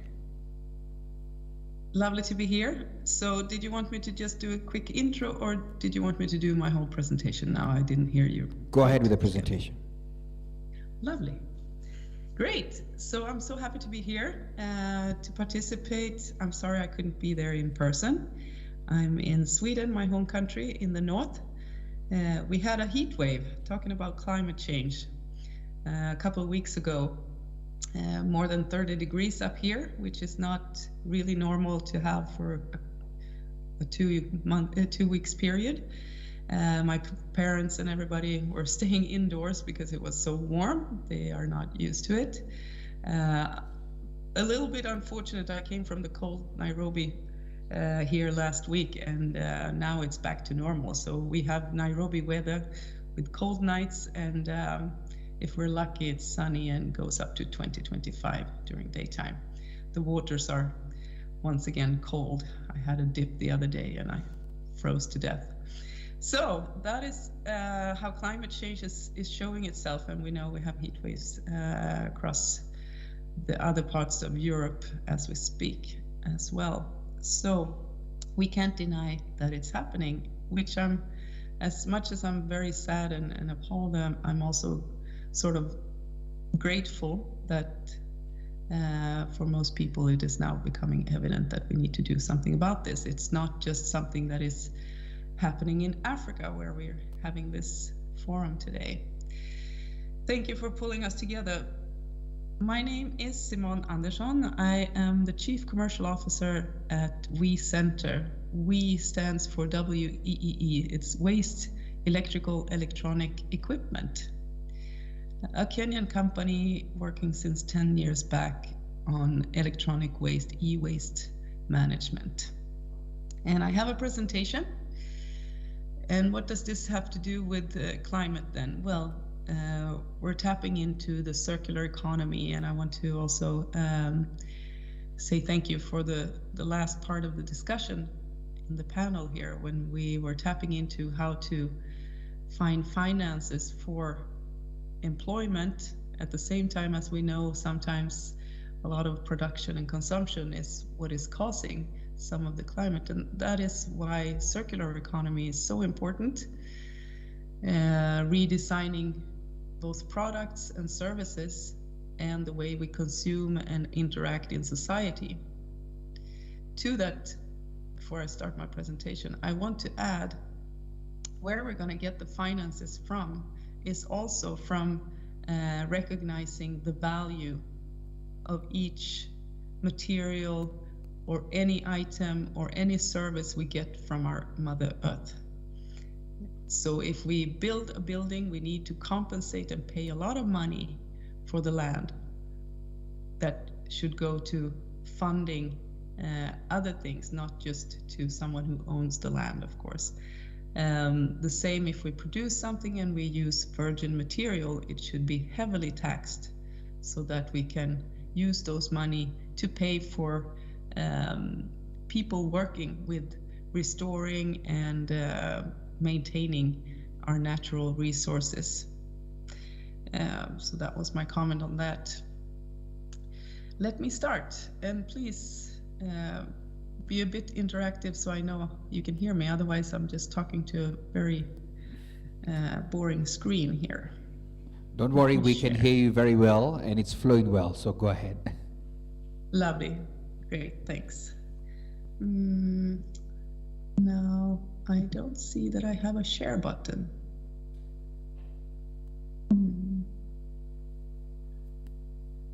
There, now. I have too many windows open, so that was the problem, sorry. Here we go. And kindly confirm to me also that you can see.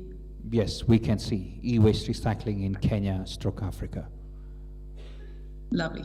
Go ahead. Thanks. And I will share this as a PDF to you guys so you can send it out in your material later on, if anyone would be interested. So, e-waste, electronic waste, and We Center, like I said, we started 10 years ago. It sprung out of an NGO we run called Computers for Schools Kenya that celebrates 20 years this year. And our mission is of social enterprise, trying to create a safe and green environment. Being such, it also means we target all kinds of e-waste. We don't only cherry pick the ones where we know we have a financial opportunity. We also take light bulbs and lamps, all kinds of batteries, any kind of electronic device, even medical equipment, etc. We work with all across Kenya, but also other parts of Africa. Why is this important? Well, all of these wonderful gadgets that we have, they contain so very many different substances, and several of them, if you don't dismantle in a safe way wearing PPEs, protection gear, you will get it into your body either through your skin or through the breathing it in. And whatever is hazardous for us, we also know that it's hazardous for the environment and the animals there, etc. So when these e-wastes come into the wrong hands and being handled in the wrong way, it harms the people, it harms their community and our environment. And of course, if we pollute the soils and the waters and the air in one area, we also know that it will eventually be utilized, let's say, the water to irrigate our crops, which we all eat. So we can't get away with just thinking it's happening in one specific area. It will affect us all, the pollution that comes with it. And of course, the health issues is a huge issue. So this is important. And the estimates from the Global E-Waste Monitor says that we have more than 50,000 tons of e-waste produced per year in Kenya. That is a horrendous amount. If that is true or not, let's say it's just half. It doesn't matter. We still are just tapping into it by having 1% recycled in a safe and official manner. So we want to increase that percentage. Like said, we have so many substances in our wonderful gadgets, and they can do so much for us, but we need to both think of how we produce them, how we consume them, and then also how we utilize the materials again in a safe way so we don't end up having problems. The health effects I mentioned, many of these heavy metals go for your endocrine system and your nervous system, so you get quite severe problems. And to actually quote one of the religious leaders in the country when we had a seating with them, was that, well, it is not enough to only pray for people to heal.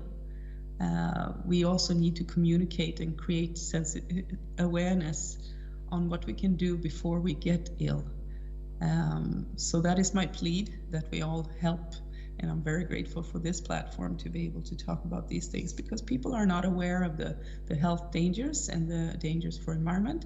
And they are also not aware of that there are actors wanting to conduct a safe management of these issues. Some of the hazardous elements, for you who want to read the PDF later on, I'm not going to go through all of this, but lead, mercury, cadmium, beryllium oxide, and then we have PCBs in polychlorinated biphenyls, and also some other we have some, in some of the plastics, you also have flame retardants that can cause difficulties in the recycling process. So that is also something that needs to be gone through in the design of products so that we can do it properly.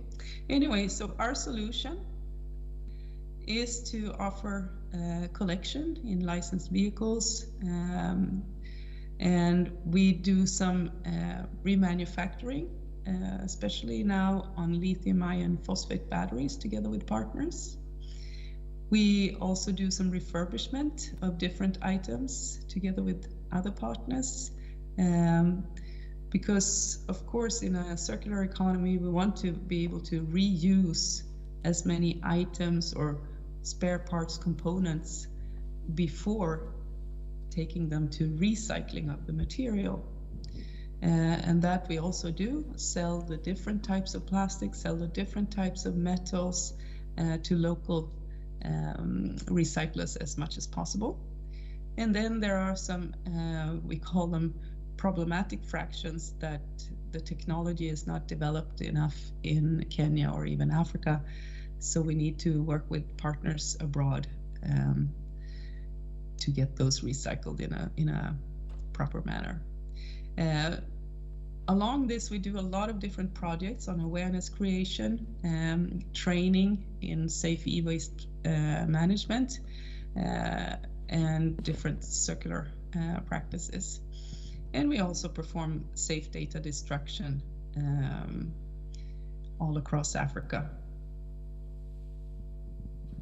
So this is some of what we do and how we do it, and I'm very happy to say that we are expanding the ease of dropping off your electronics together with partners. We have Safaricom, Carrefour, and now last week we also launched a new part of our relationship with Total Energies, starting with a pilot with 2 drop-off points. And then we have really engaged private companies like Ekandi, EcoShop, and Shamba Cafe, who also have drop-off points in their locations, together with a lot of learning institutions and embassies and our own offices, of course. Find them on our webpage, by the way, that map. We offer online trainings with staff and groups to be able to learn more about these issues. And of course, we also help reclaim the space, offering our services of of collection and safe disposal, both for private households and for companies. When we do that, we are happy to support the sustainability work and reporting for the companies. And we also issue, sometimes the private people also want a diploma or certificate showing that they have disposed of X amount of kilos of e-waste and the equivalent of carbon dioxide that saves. So the recycling processes are quite straightforward, with a very thorough inventory first, with model, make, the weight, the serial numbers, and then we sort it out in the reusables, the recyclables, etc., and we dismantle. We do all of this that I told you about. And in the right-hand corner, you can see a piece of art. That is not the biggest thing we do or revenue stream at all, but for sure it's a good talk piece to be able to do jewelry and some art pieces of some of the e-waste components. So that is something we're exploring also to utilize in our awareness creation and training for youths. Okay. I want to give you two examples of the recycling and refurbishment and remanufacturing that we do. The lithium iron phosphate batteries, we are working together with Acceleron Excel Africa, where they test the batteries and then have done new casings so that you can put the cells together and utilize them even further. They give 4 years or 4,000 hours of warranty. So, and if one cell starts malfunctioning, you can actually take it away and just exchange that cell, so you don't have to exchange the whole battery if it starts malfunctioning. So that is a truly circular solution that we are happy to promote and be part of. The e-waste plastics, like I said, there are different ones, and a lot of the e-waste is plastics. So we have a good collaboration with the local industries in Kenya, where they are exploring the qualities and the potential in utilizing this, for instance, for different types of panels and bricks. And the CO2 reduction, since we're talking about the climate change here, in a circular economy where we utilize what is already around in society as much as possible, but also thinking of how we produce them, not putting in too many toxic substances, is how we're going to manage our world going forward. There is just no other way.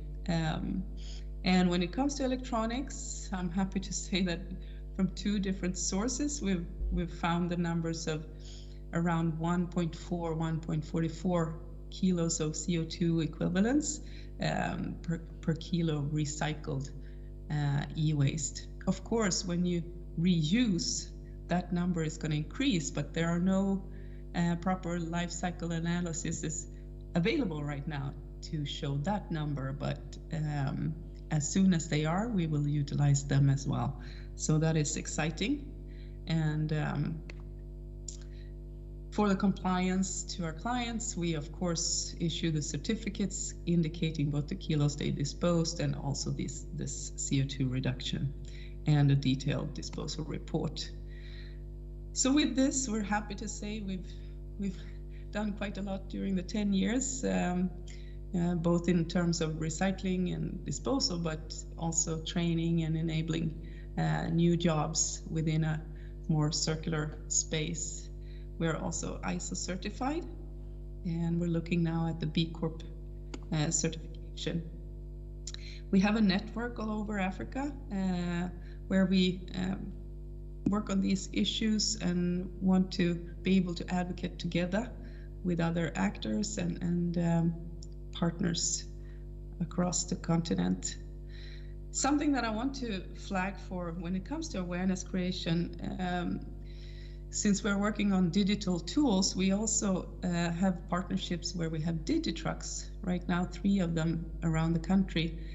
Digital labs which are solar driven and with internet connectivity, so that we can actually also provide trainings in rural areas where this wouldn't be possible otherwise. So both the basic type of digital literacy, but of course we always talk about e-waste management also, and add on to entrepreneurship. So this is also an opportunity. We talked about previously in the panel that we need to work together. So I also want to lift the opportunity of collaborating with us and utilizing these digitrucks. So feel free to contact me on that. But now the future is circular. I hope you've seen these kind of symbols before. If not, what is coming in the upper left, acquisition of raw materials, should be as little as possible. Okay. And then the design and reduction is where we go, thinking of how to create items or services that are really sustainable, easy to maintain, easy to repair, etc., so that they can stay in the loop for as long as possible. And I think when it comes to electronics, we will go towards more and more rental services. Let's say you could rent your fridge or your freezer, and anyone who would rent out something, they will definitely rent out a very durable product. And they will rent it out with a service of maintenance regularly, so that they stay in use for as long as possible and that the customer is happy. So that is what we're going to see developing, and that's where some of the green jobs and the green innovations are coming. And that is something we see and we are promoting in our new Circular Innovation Hub that we launched September last year. And we just finished with the third cohort last week. And it's just amazing to see the young minds coming up with new business models and new ideas, tapping into a more sustainable way. Ms. Simone, if I may come in. So in closing, because time is not very friendly on our end, so in closing, kindly. I'm finished. Okay. I'm finished. I was told I was given 20 minutes, so thank you. Okay. Sorry to just interject that way, but I believe you're in your last slide or so. We have another presentation, ladies and gentlemen. This one is Fiscal, and this is courtesy of AgSol, and we have Mr. Ismail Bet, who is very much equipped here with several things to really kindly let us in, please. Thank you very much, Bwana MC. I know it's I don't know if the organizers knew this. I know it's a few minutes to lunch, and I'm going to speak about food. I'm hoping whatever I'm going to speak about is going to form part of today's menu, ugali. So if you eat ugali today, you'll be thinking of me.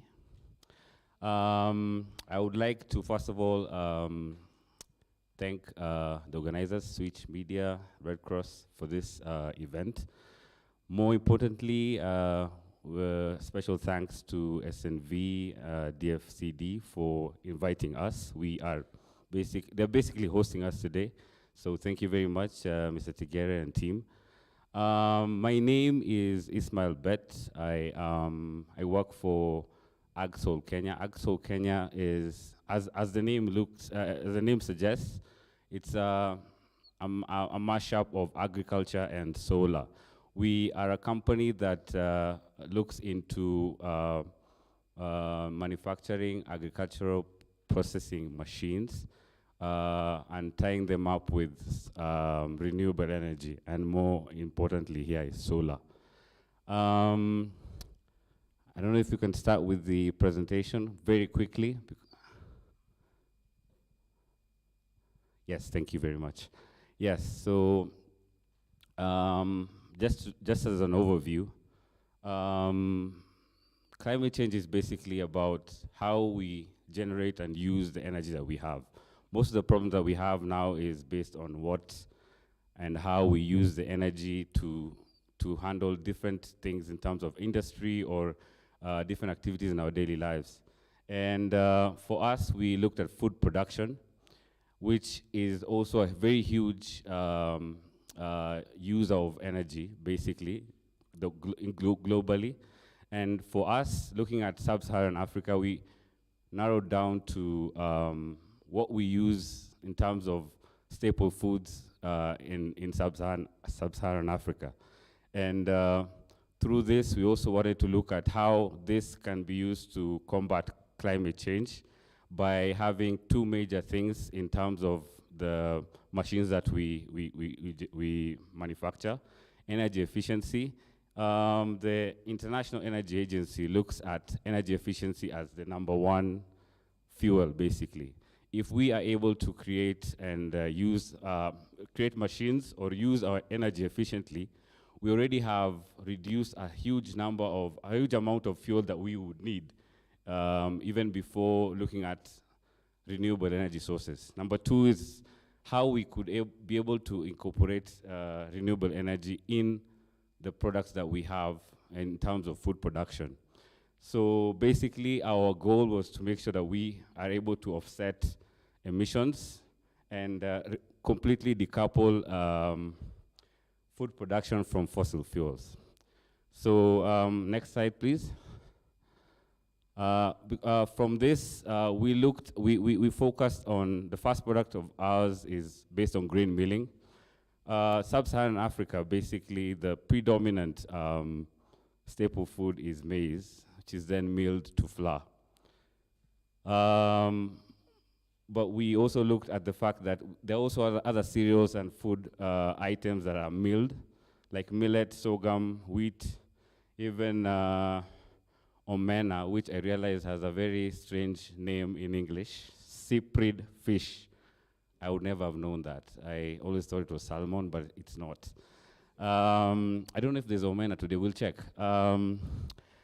But the milling that happens in our part of the world is mostly done by dirty, polluting, century-old technology. And this is what you know. If you think of milling, this is basically what comes to mind. It's a huge posho mill that uses mostly diesel. And if it uses power, then it's because of the high power consumption, most people have to use 3-phase power, which is an added cost and power consumption outlet. And in East Africa, basically, we have like 500,000 of these mills. Looking at this is a lot in terms of production of carbon dioxide, since most of them are usually use diesel mills. So for us, when we were looking at how we were going to make a difference in this, we came up with a product of ours. Please go to the next slide, please. This is it. Our product is a hammer mill that mills all types of grains, dry grains, that is maize, millet, and such like. And it's the most efficient mill that you'll see in the world. We basically, it's 2.5 times more efficient. We use a very small DC motor that only is rated at 800 watts. If you look at normal diesel mills, we're looking at 2,500 watts and above. So 2.5 times more efficient. It can be able to mill 65 kilograms of flour per hour. If you're doing animal feed, which doesn't need to be very fine, you can do up to 250 kgs per hour. At the same time, it's very small. If you look at this, I mean, let's be honest, the first time I saw this, I did not think that it was a micro mill. I didn't even think that it would be associated with milling maize or anything else. It's also very light. This is 6.5 kilograms in weight. So if you have this in your shop, if there's a problem with security in an area, you can go and sleep with it, and then wake up in the morning, set it up. Also, it can be powered by solar. the main reason we manufactured to make sure that it uses less power is to make sure that we use less in terms of even the solar system that we'll use, to make sure that we reduce as much of the materials and power that will be used to mill the same amount of grain. Also, this can be used by anyone. I know it looks fancy, but your mother at home can handle this very well.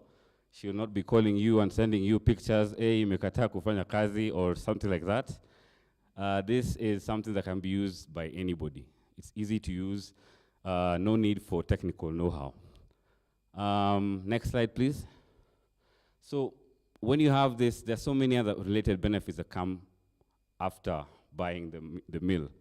Since we're using solar, the amount of solar that we have is enough to power the mill. At the same time, you can be able to use it for other things. It can be able to be used to power, let's say, an additional business. If you're charging phones, if you want to use it for your own home, for lighting. So basically, you have the mill, yes, but it also opens up other new ways of clean energy access for you or your business. At the same time, most of milling is done by women. So this basically is something that will make sure that the amount of work that women have to go through in terms of handling food production is reduced. When you have a solar mill, the issue of buying diesel is out of the question. Paying for power is out of the question.